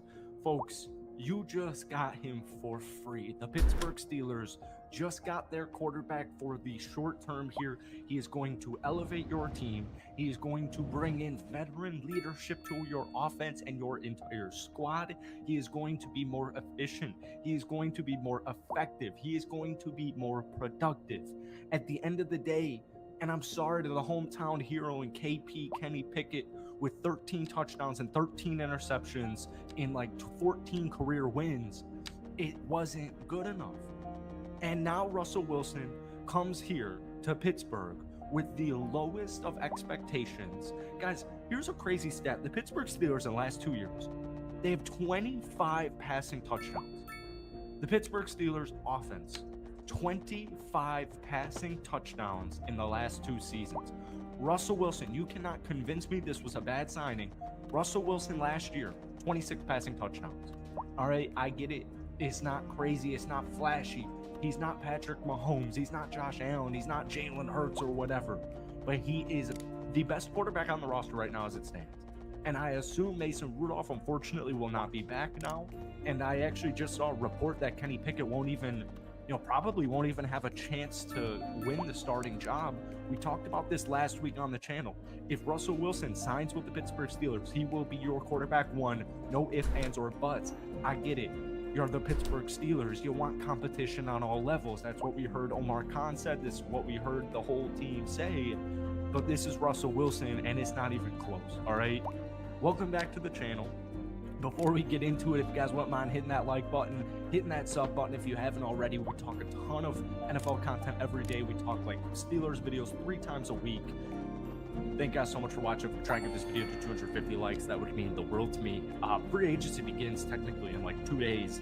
And this was something I was driving all day yesterday, and I was at the gym like 30 minutes ago, and I'm just, scrolling my phone. I'm trying to get a quick exercise in, and I see this move officially happens. I lost my mind. I had to whip it home, and now let's riff and raff about the Pittsburgh Steelers with Russell Wilson, folks. It just makes sense. Pittsburgh in this year's draft class isn't really in a position where, maybe you could draft Michael Penix, maybe you could draft Bo Nix, but none of those players feel like they would immediately elevate the Pittsburgh Steelers to Super Bowl contenders. And I'm not saying Russell Wilson to Pittsburgh is like this Tom Brady to Tampa Bay move, but he gives you a much better chance.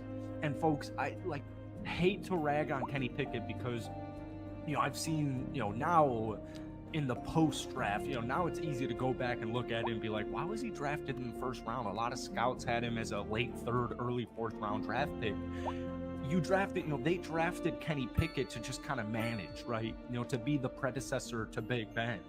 And, at the end of the day, man, it just didn't work out. And I know Arthur Smith comes on in, and I know he had his best career game when Matt Canada was fired, and I'm sure Matt Canada was the reason for a lot of his struggles. But at the end of the day, I need a little bit more pop. I need a little bit more zip. And the 13 touchdowns to 13 interceptions, I get it, man. He hasn't even started a full season because of this year's injury and, in his rookie season, not being the full-time starter to start the season. But folks, when your starting quarterback goes down, I don't know how many times I have to say this. I don't know why it's so crazy. When your starting quarterback goes down with an injury and your backup QB, who technically was the 3rd string quarterback, right, when Mitch was done, you bring in Mason Rudolph, and he rattles off 3 straight victories and gets your team one of the best rosters in the NFL. Folks, the Pittsburgh Steelers are undoubtedly a top 10 roster in the National Football League. They're closer to 5 than they are 10.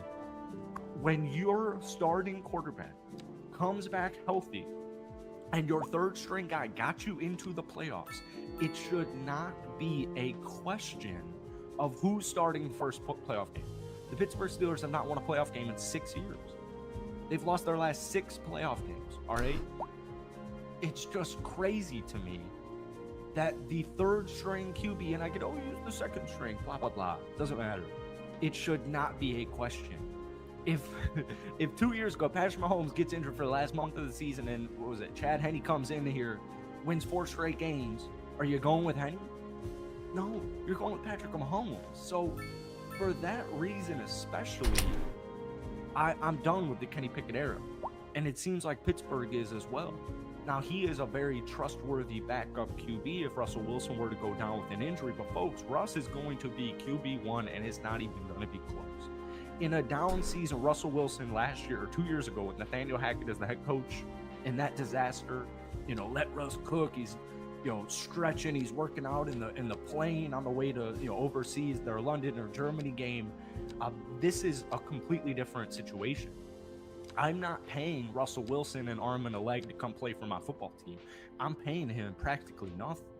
You have nothing to lose with this move here. And if it doesn't work out, well, you know, guess what? I still got Kenny Pickett technically. But folks, the Pittsburgh Steelers have one of the best rosters in the league. It's just crazy to me that they averaged less than 18 points per game last year.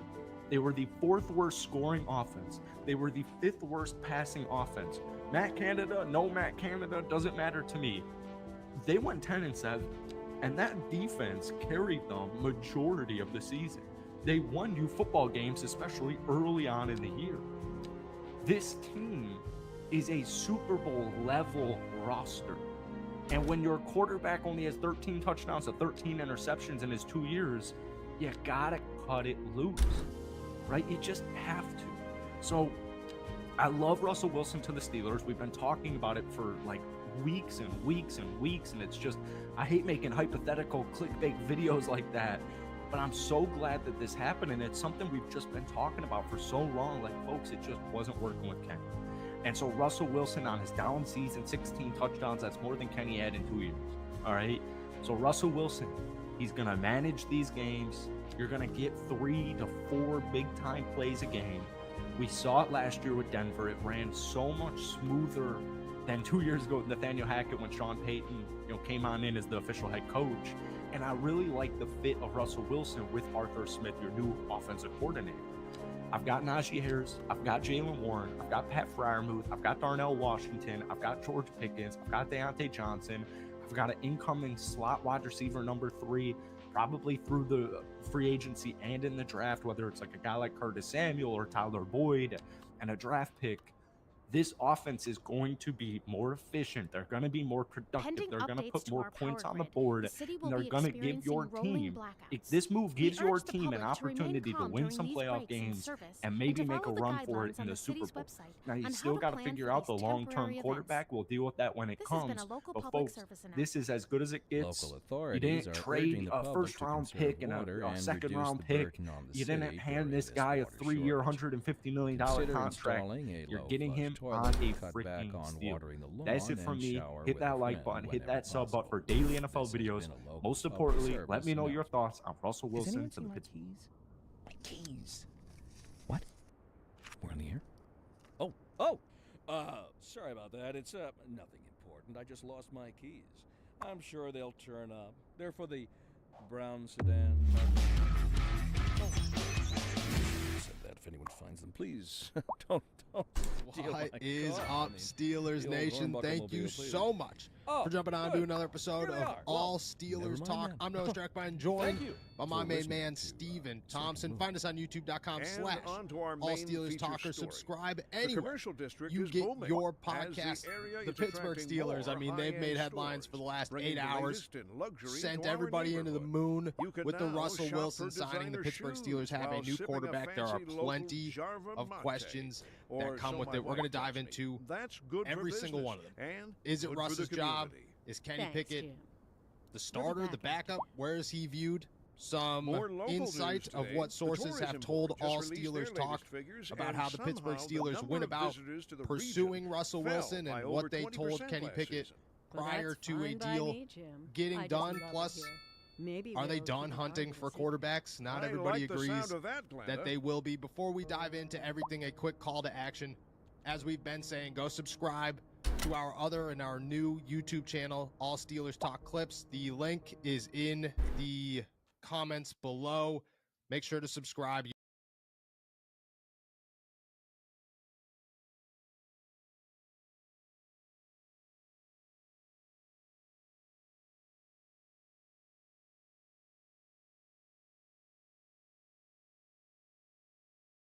Poll question, what are we going to start with, Seaton? We could start with a better quarterback signing this weekend. We have the Steelers possibly getting, it's agreed upon, I don't know if he's officially signed, Russell Wilson, massive. The Bucks signed Baker Mayfield in a move that seems to make a ton of sense for everybody. Hey, the Jaguars picked up Mac Jones for a bucket of golf balls. That's pretty nice. That's as close as you get to being released. I think it was a 6th round draft pick. And check, is Mac Jones from Jacksonville? A 6th round draft pick is worth much more than a bucket of golf balls, too. I apologize to 6th rounders. Close. Yes, Paulie. Mac Jones was born in Jacksonville, Florida. Okay, there you go. Going home. Yeah, home field advantage. Prodigal son. Yeah, yeah. I mean, we could throw in there the Bills signing Mitchell Trubisky. Okay. But I don't know if he's. How about we just do the first two? Russell Wilson and Baker Mayfield. You want to throw Mac in there too? Yeah. I mean, that's a high-end backup. So it's a good backup quarterback to have. He's not threatening. He's not going to take anybody's job, but he's a competent young fella that you can bring along. Yeah, I think so. As long as he's good in the quarterback room, that's the key. Because that was the big report. He wasn't good in the quarterback room, and I think Bailey Zappi, who's now the quarterback, well, at least right now for the Patriots, he liked the. I guess, tweet that said that Mac Jones was going to Jacksonville. Bailey Zappi liked that. If I'm Bailey Zappi, I don't get too comfortable as the starter with the Patriots. But for right now, he's your starting quarterback with the Patriots.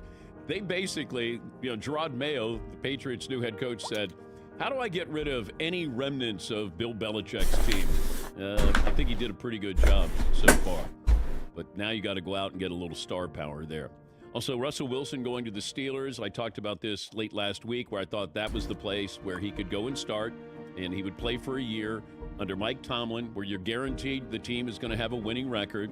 You do have some skilled position players, potentially a couple of knuckleheads there, but, you do have a talented team, and you got a good defense there. You're in a tough division. And I think Russ is a big upgrade there. I don't think he was going to Pittsburgh unless they guaranteed that he would be the starter. And to play under Mike Tomlin, you're going to be 9-8. You start the season, you're going to be 9-8 with Mike Tomlin. It just happens. He guarantees a winning record. Now can Russ give you 2 wins, maybe 3 wins, because you're in a very tough division. And yes, the Steelers do play the Denver Broncos this upcoming season. So that's the poll question we'll start out with. Albert Breer will fill in some of the details here with these contracts, situations. And if you're Russ, you're a bargain. It didn't cost Pittsburgh money, $1.2 million. No draft picks here. That's a great signing and a major upgrade there. And if I look at his numbers last year with Denver, and I look at the starting quarterbacks, the 2 previous seasons in Pittsburgh, their touchdown pass totals, Russ had a better year last year than the Pittsburgh quarterbacks did the 2 previous years combined. It's a major upgrade. All they're asking you to do is score 21 points. That's it. I think if you check in the losses that Pittsburgh had, maybe in 5 or 6 of them, they scored 13 points or less. You score 21 with that defense, you're going to probably win a couple more games there. Now you're going to be competing for a divisional title, and this is where Russ, it's almost like that Baker Mayfield situation, kind of a make or break, but Baker is a lot younger. I think he's 5 or 6 years younger. This is Russ's last go-round. You got to play well, and then maybe you get a team that will give you a 2 or 3 year deal. Or maybe he stays in Pittsburgh. I was told don't be surprised if Pittsburgh still drafts a quarterback. At where or what point in the draft, I don't know that. This person didn't know that. But the fact that Russ was visiting the Giants, the Raiders were interested. And I think there was a lot of talk when Russ was released, like, oh, nobody's going to pick him up. And I'm thinking, well, why would you say nobody's going to pick him up? He's free.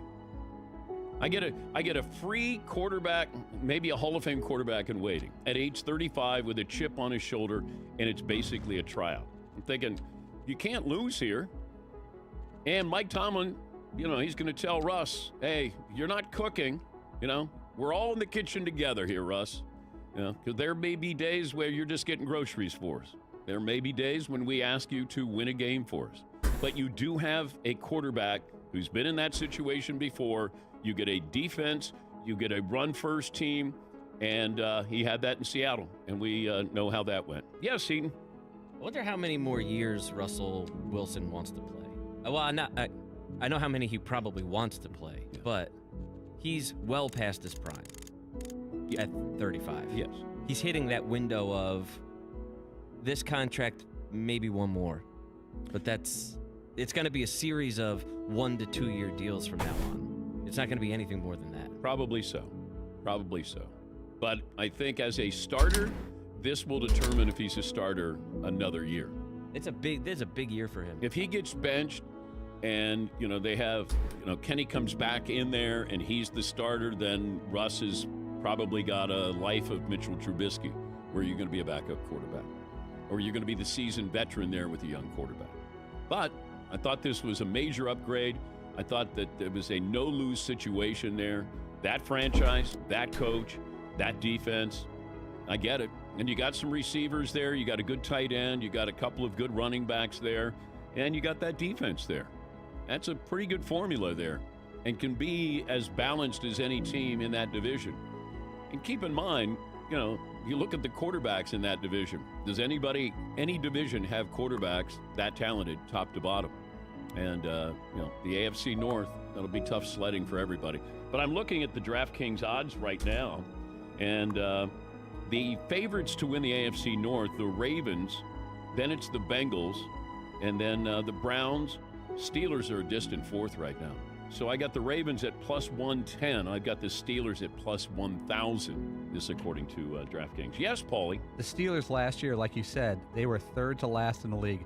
From the quarterback position, they had 13 touchdown passes. Only the Panthers and the Jets were worse. If you combine Kenny Pickett's salary and Russell Wilson's salary for the 2024 season, they'll be spending $3 million on the quarterback position. And you can keep Kenny because you got him under contract, and that's good for him to maybe learn with Russell Wilson. I don't know what they're doing with Mason Rudolph, but they have an upgrade there, and they did it, and it didn't cost him much. Yes, Marvin. I'm looking at the Steelers' opponents for 2024. The Steelers at the Denver Broncos this season. Yeah. Which week? Time will tell. We don't know yet. The schedule hasn't come out yet, but what a grudge match. Tribute video. Okay, do the Broncos do a tribute video to Russell Wilson when he comes back? It'll be short. All right. Todd, would you have a tribute video to Russ with your Broncos? Not only will they not have a tribute video, I'm curious to see how badly he is booed when he comes running out onto the field. Why would they boo him? Because he was just part of a disastrous last couple of years, even though he improved his second year of the 2 years. I think he's going to be, they're going to give it to him a little bit. Okay. But if you said that Russ will give you the same numbers in Pittsburgh that he did in Denver, I think Pittsburgh would take that. I think they'd sign up for that. This is what I was told by a source yesterday, that, part of the knock on Russ is, and there's a lot of, knocks on Russ, that he takes too many sacks, that a lot of times it's not the offensive line's problem, it's Russ's problem. You got to make sure that you're not taking those sacks and you're not committing turnovers with Mike Tomlin. If he does that, then I think that you're going to have a major upgrade. But Russ is part of the problem with these sacks. Now he's got to be part of this solution there. So, Seton, we're going to go with that question. Better signing, Baker Mayfield, Tampa, Russell Wilson, Pittsburgh. Yes. Okay. Well, let's go around the room, and I'll ask you guys. Todd, Baker Mayfield returning to Tampa. And we've talked about a team-friendly deal. I think that's what Baker Mayfield gave Tampa and vice versa. Like, it's a team-friendly deal. He's going to make $50 million guaranteed, but he didn't price himself out of the market. And a lot of these quarterbacks do, or their agents do. And I think there's a sweet spot that for some of these quarterbacks where you go, look, I'm not Mahomes. I'm not Josh Allen. I got to find that sweet spot, and then maybe I can stay with this team. And that, I think, what happened with Baker Mayfield. I think it's a really, really smart deal for both of them. All right, Todd, Baker Mayfield, Tampa, or Russell Wilson Jr. III in Pittsburgh? I think there's far fewer question marks by what we saw with Baker than what we may or may not get with Russell Wilson in Pittsburgh. So I got to go Baker, staying with the Bucs. All right, Seton O'Connor. Yeah, I'm going to go with Baker. It seems like a deal that makes sense to everybody, both sides. Mm-hmm. And I just kind of like it appears that it was like, why are we going to make this more complicated than we need it to be? Like, Baker, is this money good for you? Because this works for us and we can build a better team. Right? Great. All right, everybody, we're good? Let's go. Move on. And you got Mike Evans. You're able to keep Mike Evans as well. All right, Marvin? I'm going to go Baker in Tampa. Better contract, easier division. So I'm going to go with Baker. Okay. Paulie? I'll go with the Steelers because I think there's more upside. The Steelers were close last year, and that division is really tough, but they improved by doing nothing, by spending nothing, by giving up no draft capital. Yeah, I'm going to go Pittsburgh with the potential upside to it, that if you know you're going to get at least 9 wins, because it happens every year with Mike, Then can Russ add 2 more and you get to 11 wins? Well, now you're competing for maybe a home field advantage now. And with that roster, like which one is more threatening come playoff time? Tampa's good. Pittsburgh could be great. The big question will be how Russ adapts to that offense. You got to, they got rid of Canada, their offensive coordinator that everybody said, he's the reason why we struggle. They still struggled even without him. And I think if you get 21 points a game with that defense, you can pencil in at least 11 wins. Yes, Marvin. Do you think the Steelers can make a real run at best in the AFC? Like at best, do you think they can make a real run? Yeah. Okay. Yeah, absolutely. But let's keep in mind Deshaun Watson got injured with the Browns. Joe Burrow got injured, and Baltimore ran away with the division. You had help last year. Can you get help again this year? Yes, Todd. So our DraftKings. This video will probably get the channel banned, but fuck it. I figured someone needed to make this tier list. And for the record, I am not white, and so therefore I cannot be racist. So the first race I want to discuss is white people, and very briefly, I'm not going to mention the history, right? I'm not going to mention, they invented everything, or for example, black people that, all the slavery and everything they had to go through. I'm only going to talk about things from this day and age, right? Because all that shit happened, the past is the past. It's not there anymore. I would say being white is very much a definition of easy mode. And I know if you're white, you're probably going to get offended by this. But as someone who has like an outsider's perspective, you really see this. And what I mean is, maybe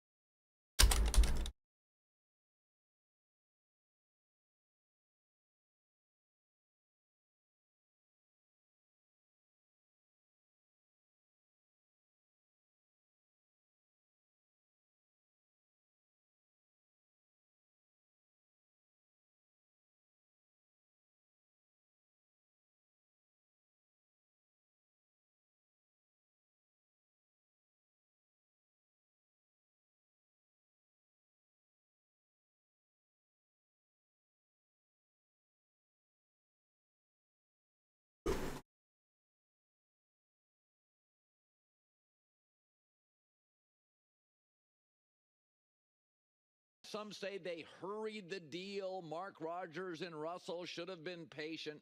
Listen, if there's a good fit, grab it. Kirk Cousins still out there. You don't know what the Steelers are going to do. What the Steelers were doing offensively didn't work, and this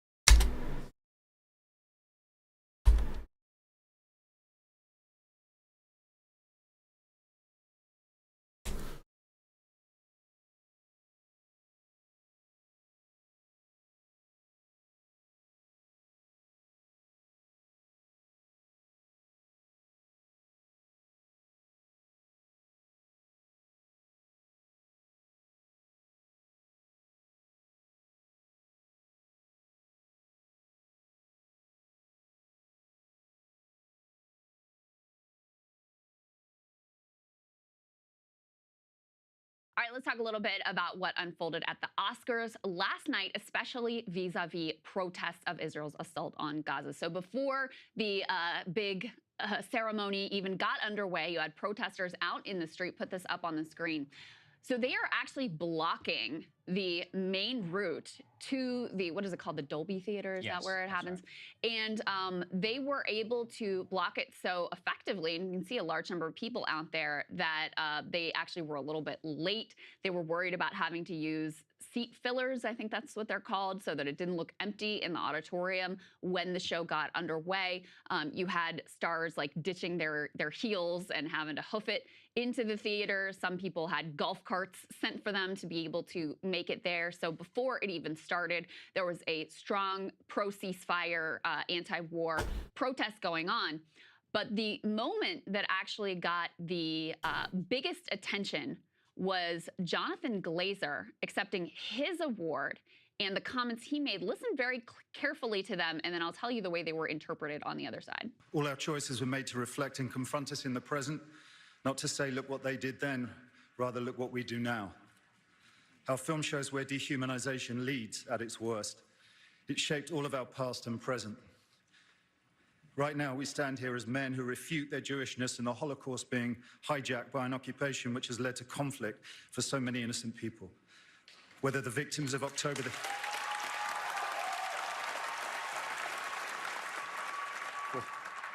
Whether the victims of October the 7th in Israel or the ongoing attack on Gaza, all are victims of this dehumanization. How do we resist?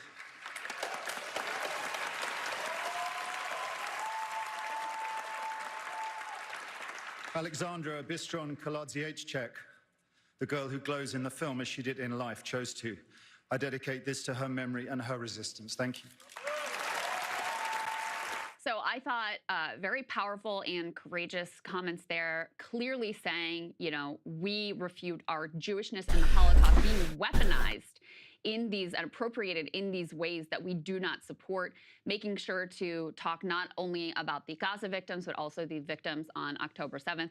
But Sagar, that has not prevented a full and complete meltdown over these comments and absolutely disingenuous mischaracterization of what he said. People clipping out of context just him saying, we stand here as men who refute our Jewishness, without going on to say, and the Holocaust and the way that they're being weaponized. Not that he's refuting his Jewishness. He's refuting the weaponization of that identity, which I think many, especially American Jews right now, really resonate with and support, because they don't feel that the Israeli government actions reflect them, reflect their identity, reflect their Jewishness. And in fact, it would be the height of anti-Semitism to say that every Jew must be in lockstep with exactly what the Israeli government is doing. And that's something you see in Israel, where there's quite a bit of debate and dissent about exactly the policies of the Netanyahu government. Even if 97% of Jews felt that way, there would still be 2 to 3%. And to me, they are not Jews. They are American citizens who have the First Amendment right to say and speak what they wish. Mr. Glazer didn't say anything all that controversial.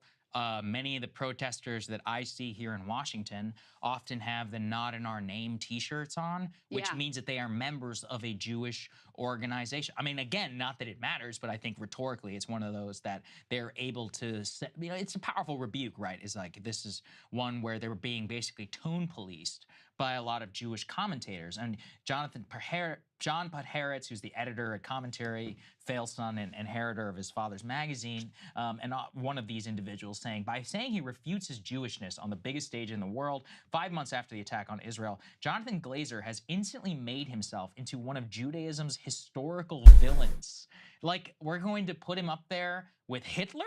We're going to put him up there. I mean, I've seen J-Pod make comparisons like this in the past. He is unhinged. He is an incredibly unhinged individual. But he's one of those where I've seen him align Jews who speak out against the war in Gaza like capos in concentration camps, which are like basically Jewish prisoners who cooperated with the Nazi regime. But I mean, it's one of those where it takes a special level of insanity to ascribe here who is, I mean, he sounds British to me, not exactly who he is, but you know, he's on a stage in the United States of America, and I mean, frankly, it wasn't all that controversial. He even mentioned the victims of October 7th. It's like, well, what else do you want from somebody who's speaking out against violence? I mean, it's one of those where he can say what he wants. He's using, and I mean, in some ways, kind of honoring his religion, just saying like this was a historical, horrible event. It's like, please don't use that event in order to perpetrate what we see personally as an atrocity. I think that's fine, you know, once again. And I think the response to it is frankly just disgusting. And it goes back to the Biden project, and frankly, a lot of American Jewish commentators' project, which is to conflate all Judaism with the state of Israel. Yes, that's right. I mean, that's honestly disgusting. That is anti-Semitic. Yeah. To say you have to, if you are Jewish, you are fully identified with the state of Israel. You must support everything that they do. You have to speak about it in these set prescribed ways. I mean, to paint with that broader brush is like the definition of racism and anti-Semitism.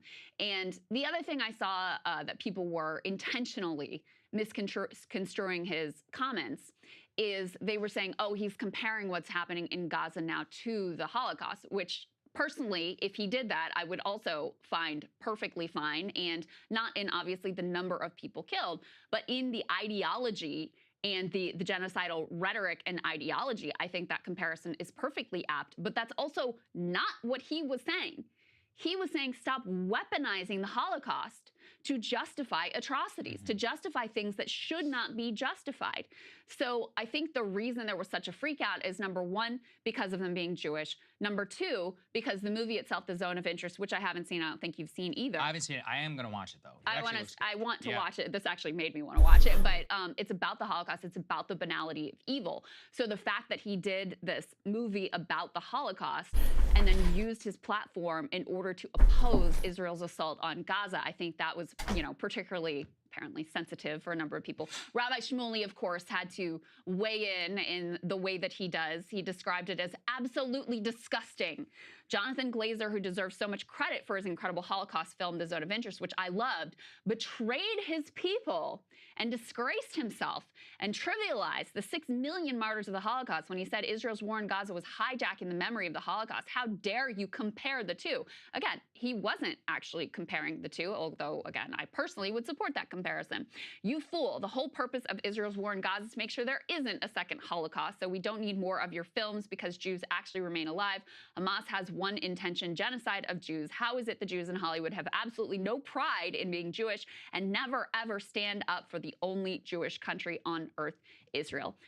It seems to me he very much has pride in his Jewish identity, and what he objects to is that identity being used in the service of things that he finds to be morally unconscionable. So, you know, I thought the response to it, especially the way the words were intentionally twisted and misunderstood, was really telling and really disgusting, and shows you why it took courage, by the way. And you could tell he was nervous when he was delivering the remarks that he had prepared and written down so that he could get the language exactly as he wanted it to. So, you know, I really applaud him for being willing to do that, knowing that there would be an unhinged freakout on the other side. You also had a number of artists who were wearing pins, you know, a sort of more quiet form of protest. We can put some of these images up on the screen. These pins were in support of a ceasefire. Some of the actors, directors, etc., who were wearing the pins, you had a Nimona actor. Is that how you say that? I don't know anything about pop culture. Yeah, sorry, sorry, guys. I don't Eugene Lee Yang, director Ava DuVernay, director Masan Harriman, who's behind Best Live Action Short nominee The After, writer-director, I'm really going to butcher this one, Arthur Ben Hania, Best Documentary Feature nominee for Daughters, singer Billie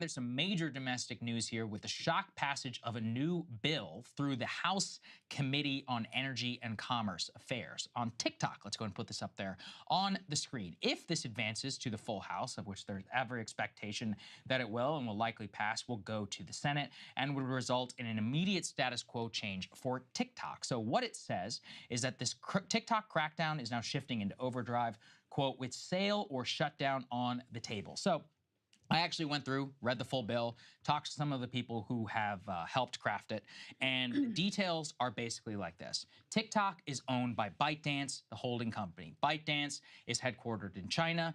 I've done extensive work on this in the past, and they would not even really dispute it that they are controlled by the Chinese Communist Party and the Chinese government. ByteDance is. ByteDance is, specifically, which is the holding company of TikTok. So this bill would require ByteDance to immediately, within 40 days of passage of the bill, divest itself of TikTok as a media asset, or then face a shutdown and a ban inside the United States. It's very substantively different from the Restrict Act. The Restrict Act, we previously had spoken about, Crystal, would have resulted in the discretionary authority of the president to ban such a thing, whereas this relies on export-import control laws that we have on our books that say that control of assets by foreign governments, as it could be applied here to social media, would then result in an immediate divestiture or a ban. So substantively, it is a little bit different. This has, though, transformed itself into a major political issue.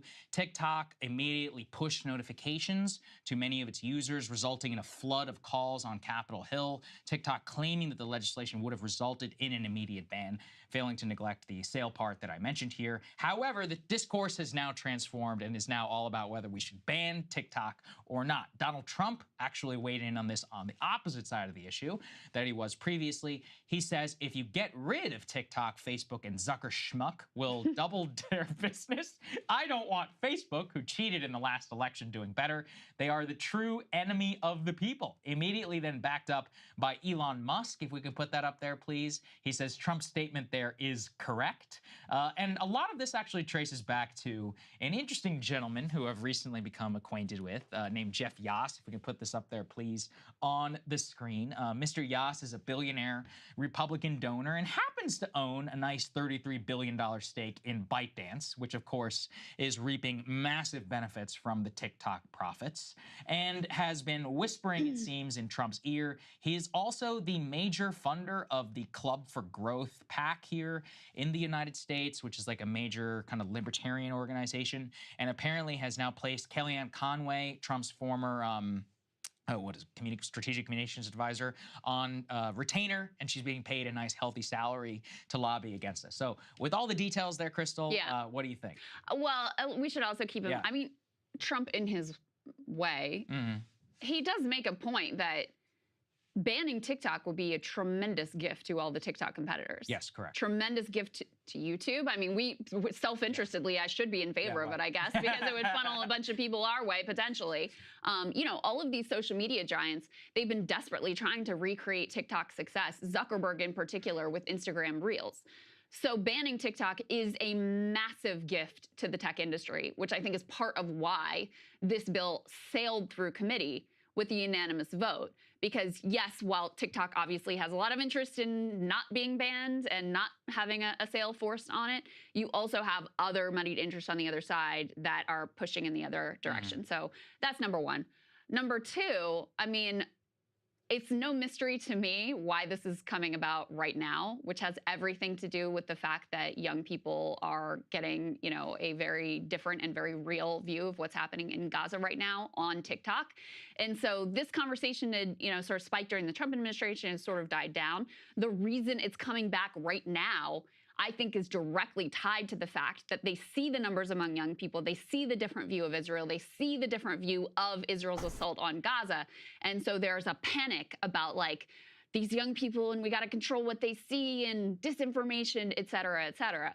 So I think that's also part of why you see this new initiative and this bipartisan unanimity when it comes to banning TikTok. And, you know, the other thing I would say is, I do think that there's huge First Amendment issues here. You know, I mean, Twitter has taken like money from Saudi Arabia. Does that mean that they should be banned as well? If YouTube got a huge, had a huge investment from a foreign country, are we just gonna ban or force the sale of YouTube as well? You're really directly attacking a lot of people's livelihoods, number one. Number two, a lot of people's creative outlet. Number three, a lot of people's social outlet. So I think it is a real sort of outrageous assault on freedom of speech and creative expression. Well, that would be if it was a ban. Now, let's be clear. I mean, if we did a segment... Well, it's a ban or a sale. Well, we did a segment here previously, for example, about U.S. Steel being acquired by Nippon Steel. I oppose that transaction, even though Japan... Look, I love Japan. No, we're blood brothers. We are allies. I respect their... Honestly, I like their culture more than I like our own sometimes. That said, sorry, you shouldn't be owning critical parts of our steel infrastructure because you're going to use it for your purposes and not. I don't think there's really a substantive difference here. Now, the difference between a Twitter investment is that Twitter is headquartered and controlled here in the United States. TikTok is held 100% as a subsidiary of the ByteDance Corporation. ByteDance itself, 100% controlled by China.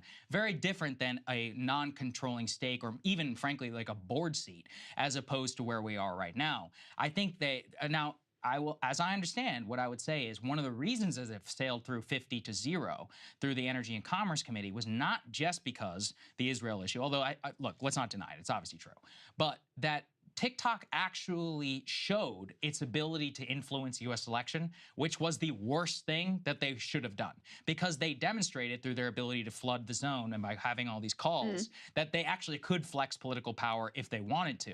Honestly, it was a huge backfire on their part because they opened a lot of people's eyes. They're like, oh man, if they do push notification to any of their users actually will call and will face it. Now, I have complicated feelings. At this point, I don't think we can ban it. I think we waited way too late. If we had banned it 5-6 years ago, we would have had a different competitor, different conversation.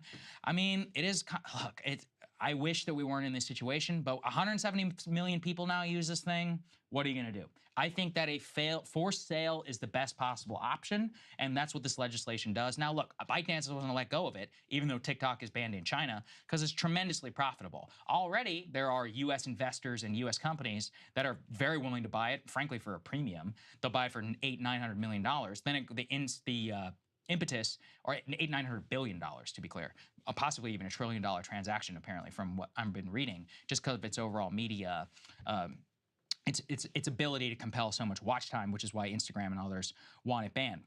I think where we are is it's a matter of sovereignty. So I agree with you. I think that if it was an outright ban itself and did not give the option, at least for sale, then we could talk about First Amendment considerations. But at a baseline level, we're talking about sovereignty in U.S. markets. Like, China does not allow American technology companies to operate in China. Thus, there is no reason why we should not have reciprocal trade rules. We have reciprocal actions against the European Union, against Indian companies, against Canadian companies, every other in the world. Why should we have a Chinese exception whenever it comes to tech? And I get the common retort I get is, yeah, but big tech is just as bad. It's like, okay, but we can change that.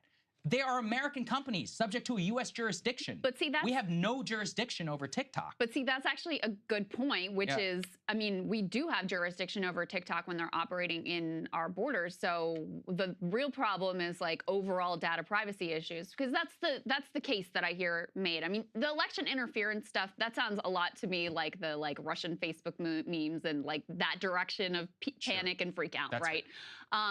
In terms of the data privacy concerns, these are not limited to TikTok. In fact, the data that TikTok would have available to it is widely available for sale already on the open market.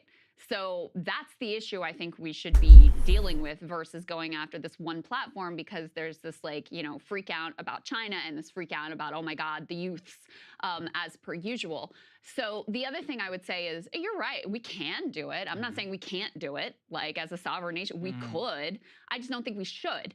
And part of why is because I don't think it'll lead to a better outcome. It does end up consolidating even more power in the hands of the already gigantic, monopolistic social media monoliths.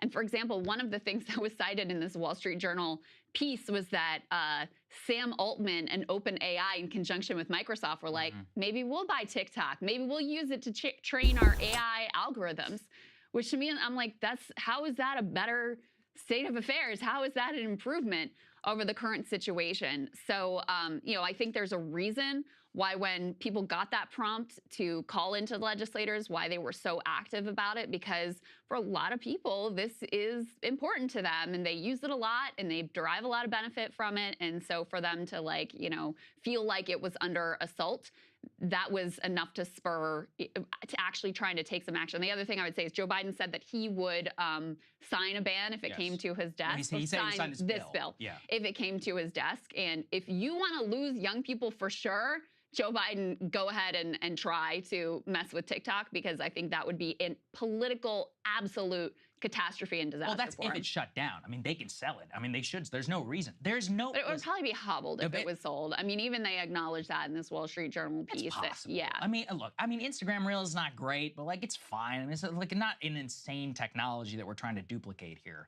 at this point. Especially if they sell whatever their subsidiary is with the pre-existing technology. I mean, look. Even to your data privacy point, though, there is again a substantive difference. The servers and all of the data that TikTok takes is routed through Singapore, but goes back to China, whereas our servers, again, are under U.S. jurisdiction, of which we, as a democratic people, can legislate, can change. I mean, we have the ability. Correct me if I'm wrong. They've been open to having exactly that arrangement that you're describing. The arrangement that they have described. The arrangement they have described is one where they would route their data through Oracle, through Singapore, but ultimately has backdoors from China. Much of their their reply and all of that comes down to the fact that they want to keep their ByteDance ownership. And listen, if I were ByteDance, yeah, I would want to keep it too. But guess what? You don't let us do business in your country. So why should we let you do business in our country? That's nuts. Our people really like it. So and a lot of that's people's not a good enough livelihood. reason. I mean, just imagine if it was YouTube and our livelihood is very dependent on it, right? I mean, there's a lot of people whose livelihoods at this point are tied up in TikTok. And so I've never really understood the scariest scenario. People always sort of allude to these nefarious things that could happen, but I've never really understood how that could play out in this way that would be disastrous, which isn't already unfolding. Like I said, the data and privacy is already invaded. Our legislators have already failed us on that front. And I just don't see it as being really any different with TikTok versus I think it's the a other basic players. market fairness position. I mean, in Japan, listen, try going to China or Japan or Korea and try opening a social media app. It's not going to happen, period. But so why should we sink to their level?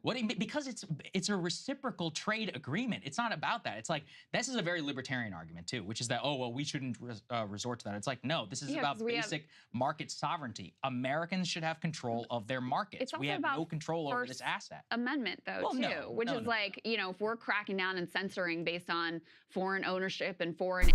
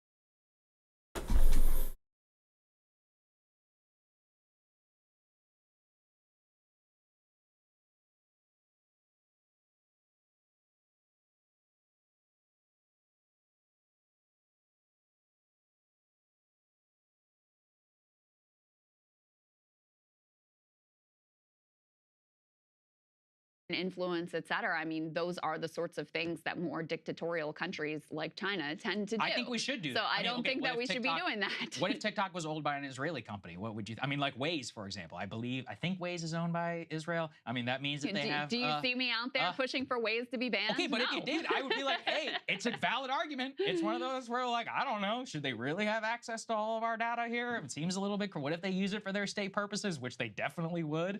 It's one of those where we could see from a basic market fairness position, as we apply to Japan, China, Canada, Mexico, any other country in the world, why do you get complete access to our markets whenever you do not allow our companies to do business there? This is sovereignty. Now, in terms of forcing a sale, I think it was the best option. I would also say Trump is the reason that all of this happened, and I will never let him off the hook for this. If you'll recall, in 2019 and 2020, he tried to do a forced sale option, but screwed it up so badly that both the US government and TikTok basically folded. At that point, there were only some 60 million, I mean, still a lot, but 60 million people who were using the app. You probably could have banned it at that time, and there wouldn't have been the attendant social chaos. At this point now, I don't think it is possible just because we have some 170, 180 million people. It's a part of the culture whether you like it or not. And it's then now a question of like, okay, well, how do we manageably have this asset, you know, here in the US operate and not take something away? But the First Amendment thing, I want to come back to. I don't think it's fair because you're not censoring people's right to speech. We're talking specifically about ownership of a company, and then the onus goes to ByteDance. Because if we apply that First Amendment right, then any foreign company in the world would have a right to do business in the US. And that's just like a premise that I fundamentally reject. Like, they do not have the rights under our system, specifically when we're talking about reciprocal trade, which long time has been an avenue for the executive and has always been biased towards like a sovereign direction over control of markets. Yeah, like I said, I think we could do it. I just don't think we should. I think that I don't see the case that, you know, banning TikTok or forcing its sale is going to improve data security for Americans. I think it's a gigantic gift to Mark Zuckerberg, to Trump's point, and to the other, you know, large tech platforms. Yeah, if they sell it, because it would likely be bought by one of these platforms. I mean, that's who's likely to buy it. By one of these people. Well, I mean, they could try, but okay. But then here's the other thing: we have a Department of Justice, Crystal. We have an antitrust fed, so we could say, no, you can't buy that. Under Alina Khan, she hasn't even allowed like Spirit Airlines and JetBlue to fuse. I think this is all based not on genuine concerns. Not you, but many of the lawmakers, and a lot of the conversation around this isn't based on genuine concerns. It's based on an anti-China freakout, and it's based on the worry that young people are forming views that the political elite do not find to be acceptable, and they want to be able to, you know, to sort of coerce them and better manufacture consent. So I'm, you know, not for it. I won't deny that that's certainly part of it. Yeah. That said, I mean, especially with the forced sale option, I don't see any reason not to at least try and pursue it. Just to highlight, though, and give you your due, Nikki Haley really gave the a reason away as to why she wants to ban TikTok. Let's take a listen to that from back during her debate performance. We really do need to ban TikTok once and for all. And let me tell you why. For every 30 minutes that someone watches TikTok, every day, they become 17% more anti-Semitic, more pro-Hamas based on doing that. We now know that 50% of adults 18 to 25 think that Hamas was warranted in what they did with Israel. That's a problem. For every 30 minutes, you become 17% more anti-Semitic. Yeah. Even I'm going to be like, I'm not sure about that one, Nikki. Well, and even more telling, there was some leaked audio a while back of that dude who's the head of ADL. His name I always forget. I'm sorry, guys. My brain is absolute mush. But saying exactly the same thing of, we got a big problem. We got a big problem with young people. TikTok is at the center of it. Let's take a listen to what he had to say.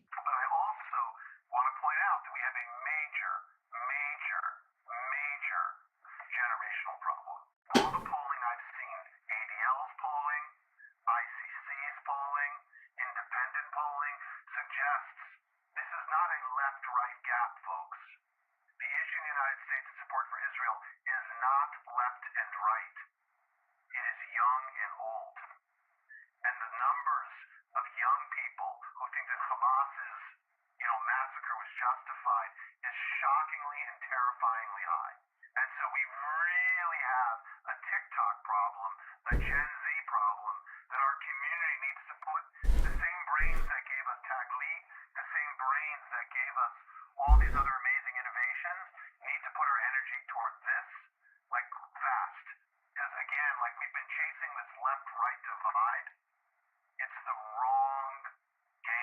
So we really have a TikTok problem. We really have a Gen Z problem. You do have a Gen Z problem, but it's not so much about TikTok. It's just, I was gonna say, people being able to see what's happening for themselves. That's why I get annoyed too, because I'm like, guys, it's not a TikTok problem. You can go on Twitter, you can see the exact same thing. Like, what are you talking about? Like, you don't even need Twitter. You can go on Google. You can go on WhatsApp. Like, you can have people Telegram, any of these other channels. It's like you have an internet problem. You don't have a TikTok. You have a reality problem. That's the truth. So there it is.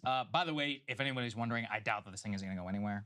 As I understand, the Senate very unlikely to take it up, just because there's multiple TikTok pieces of legislation inside of that. Even though Biden said he would sign it, as politically it'd be a problem for him. And they have their own what's it called? They have their own CFIUS review that's actually going on right now. CFIUS is like the organization inside of the Treasury Department, which sets the kind of export-import rules that I'm talking about here. That would be an easy thing to fall back on. And then they would likely just come to some sort of data agreement that you and I were talking about previously. So my prediction is that's probably where we end up. I don't see any scenario politically where it's going to be banned, where even at the forced sale. The problem in the past with the forced sale was specifically individuals like Jeff Yass sued against securities guidelines because they're like, well, you're robbing me as my rights as a U.S. investor in ByteDance. So there's a lot of legal hurdles before we get to any of that point for any TikTokers who are out there. Hey guys, if you like that video, go to breakingpoints.com, become a premium subscriber, and help us build the best independent media organization on the planet. That's right. We're subscriber funded. We're building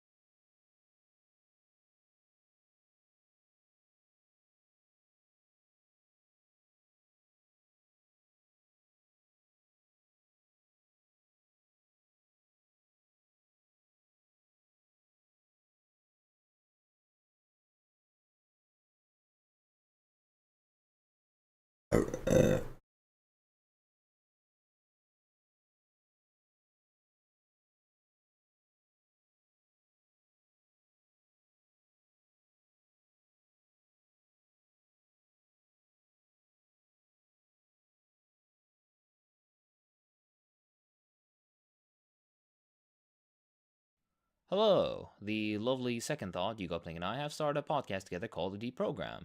In it, we talk about intertopics on socialism, some history stuff, current events, and memes. Join us and have a listen sometime. Links are in the description and the pinned comment. This has been a long time coming, and I honestly don't know why I haven't made this yet, but I thought I'd make a something gentleman... beautiful to say to Brace. Oh. Now, Brace is a friend of the show, a beautiful person, but also for some reason is a bad omen, because every time I think we've had you, this is the second time we've had you on. The first time we had you on, I had two very opposite experiences in my life, if my memory serves me right. One of which was a man who had a very, very large stroke, and the other one was penis related, if you remember. Oh yeah, he broke his Yes, you broke your penis, your exactly your right. freaking thang. Yeah, yeah, exactly. It wasn't me; it was a patient of mine. But you know what? Equipped regardless for the task. But this time, a very similar set of circumstances.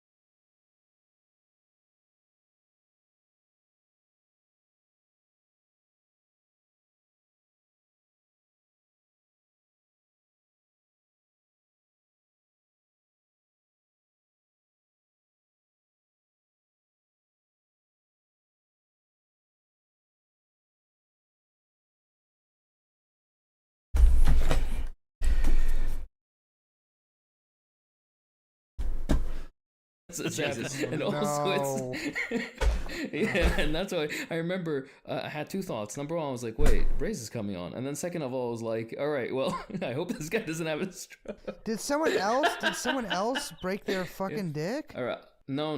This was. Let me give you the rundown. I'll give you the bad news and the good. The good news. The bad news was there was a guy who was in a completely different hospital who had pneumonia, and for some reason, he loses control of his left arm. So they're like, oh, we need to investigate this. Maybe it's a stroke. So they send him down for CT, and on his way to the CT, he starts like stroking out a lot more, but also his breathing gets very affected. So they decide to like divert him and send him to us. And I happen to see this guy, and I have a regular conversation with this dude. I'm like, yeah, you're out of breath, but I guess you're more or less fine. Let's check you out. And at that point, I had the thought. I was like, oh, Brace is coming on. And then this dude immediately... Let me check your dick! Let me check your dick! My gin entered. He immediately falls apart. Oh. Yeah, exactly right. Guy immediately starts falling apart. God. He loses control over half of his body, the left side of his body entirely. At first, we're trying to take care of him. He's still talking. We're still trying to sort everything out. But then his heart stops, and we're like, okay, fuck. So we have to bring him back. We tried to bring him back. He comes back for a bit. Then he goes out. Comes back and goes out. So it's 3 times we brought him back. But in the end, we had to just kind of be like, all right, yeah, this is not. Oh my God, this is not working out. So then he passed. Jesus. The grace of his Lord. You bring a guest on. You're like, hey, Brace. Wow. So anyway, I hope you're having a great day. You killed the guy. I didn't. Nothing. It sounds like I didn't have anything to do with that. This is the single greatest introduction of a podcast episode of all time. Hey, thank you for coming on. By the way, you're a bad omen. Last time a dick broke, now a guy died. Yeah. Wow. Immediately accusing him of murder. Get out of work next time Brace comes, but then you'll die or something. Yes. Jesus Christ. You know what? By the way, and this is something that I realized was incredibly messed up of me, and I squashed it immediately. But after this man passed, it took like a good hour for this entire ordeal to pass. God. But he came like in the last 5 minutes of my shift. So he basically had to go home an hour late. Yep. And I remember after he had passed, for like half a second, I had the thought of like, oh, that was a little bit irritating. That this man inconvenienced me. Doctors should be in fucking prison. I hate doctors so much. Same. I used to love them, and I started running a show with this one. I am never going to. I do not think I've gone to the doctor for the last 3 years. I will literally. I use him all the time. Once I became friends with a guy who was a therapist, or a friend of mine became a therapist, and I was like, I should not go to therapy again. If this is what we're getting here, because this guy's a neurotic, and so I'm like, well, he couldn't fix me, and so this is now. Well, I don't go to. I practice my own sort of East meets West traditional medicine. You like meditating in Whataburger? Yeah. Just vitamin B injections in my ass, like Kiss used to do. It's just that kind of stuff. I don't. But BBW, the doctor, BBL or whatever. Yep. Yeah, I get to get a BBL, get it removed, get a BBL, get it removed until my body looks like something that's like it's ogre-like. I love it. Absolutely. Hold on, my story isn't complete. Oh God, another person died. Jesus Christ. No. The next day, your thought had also the beautiful twinkle of your eye. The specter of Brace once again appeared. Exactly right.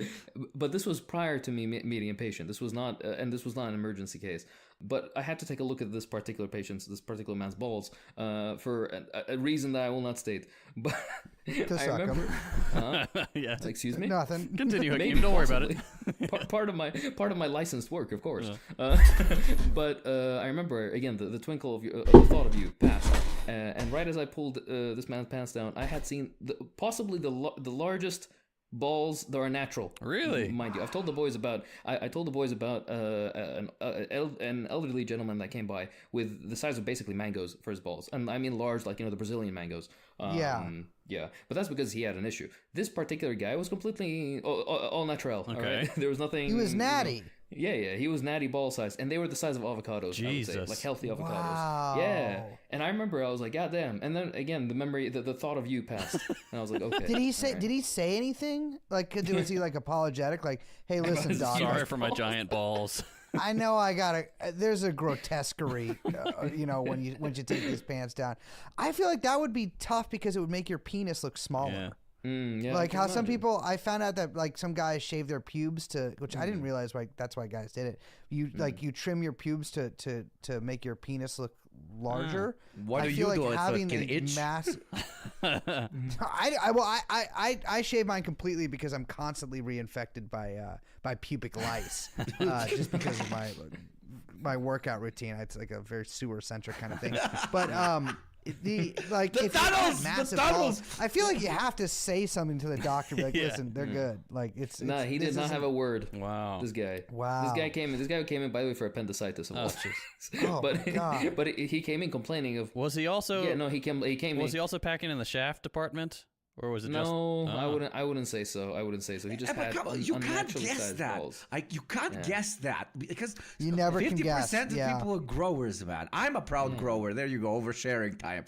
Yeah. Well, that's why when I go to the doctor, I jack off a little bit before he comes in. Go half chub, so I can be like, God damn. Only hot doctors. You walk in as if you're walking into a 13th century like tavern that has like sex workers there. Yes. Like, show me your doctors, and you only pick the ones that are attractive to you, so that you know. Where's my wenches? Yeah. Well, what I do is I just open up my old tax files folder and just like go to town on some of those cartoons in there. Wait for old Doc to come in smoking his motherfucking pipe, and I'm like, hey, check this out.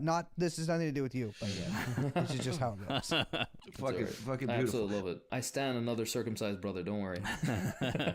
Hey, let's not divide it here. Okay, let's not divide here.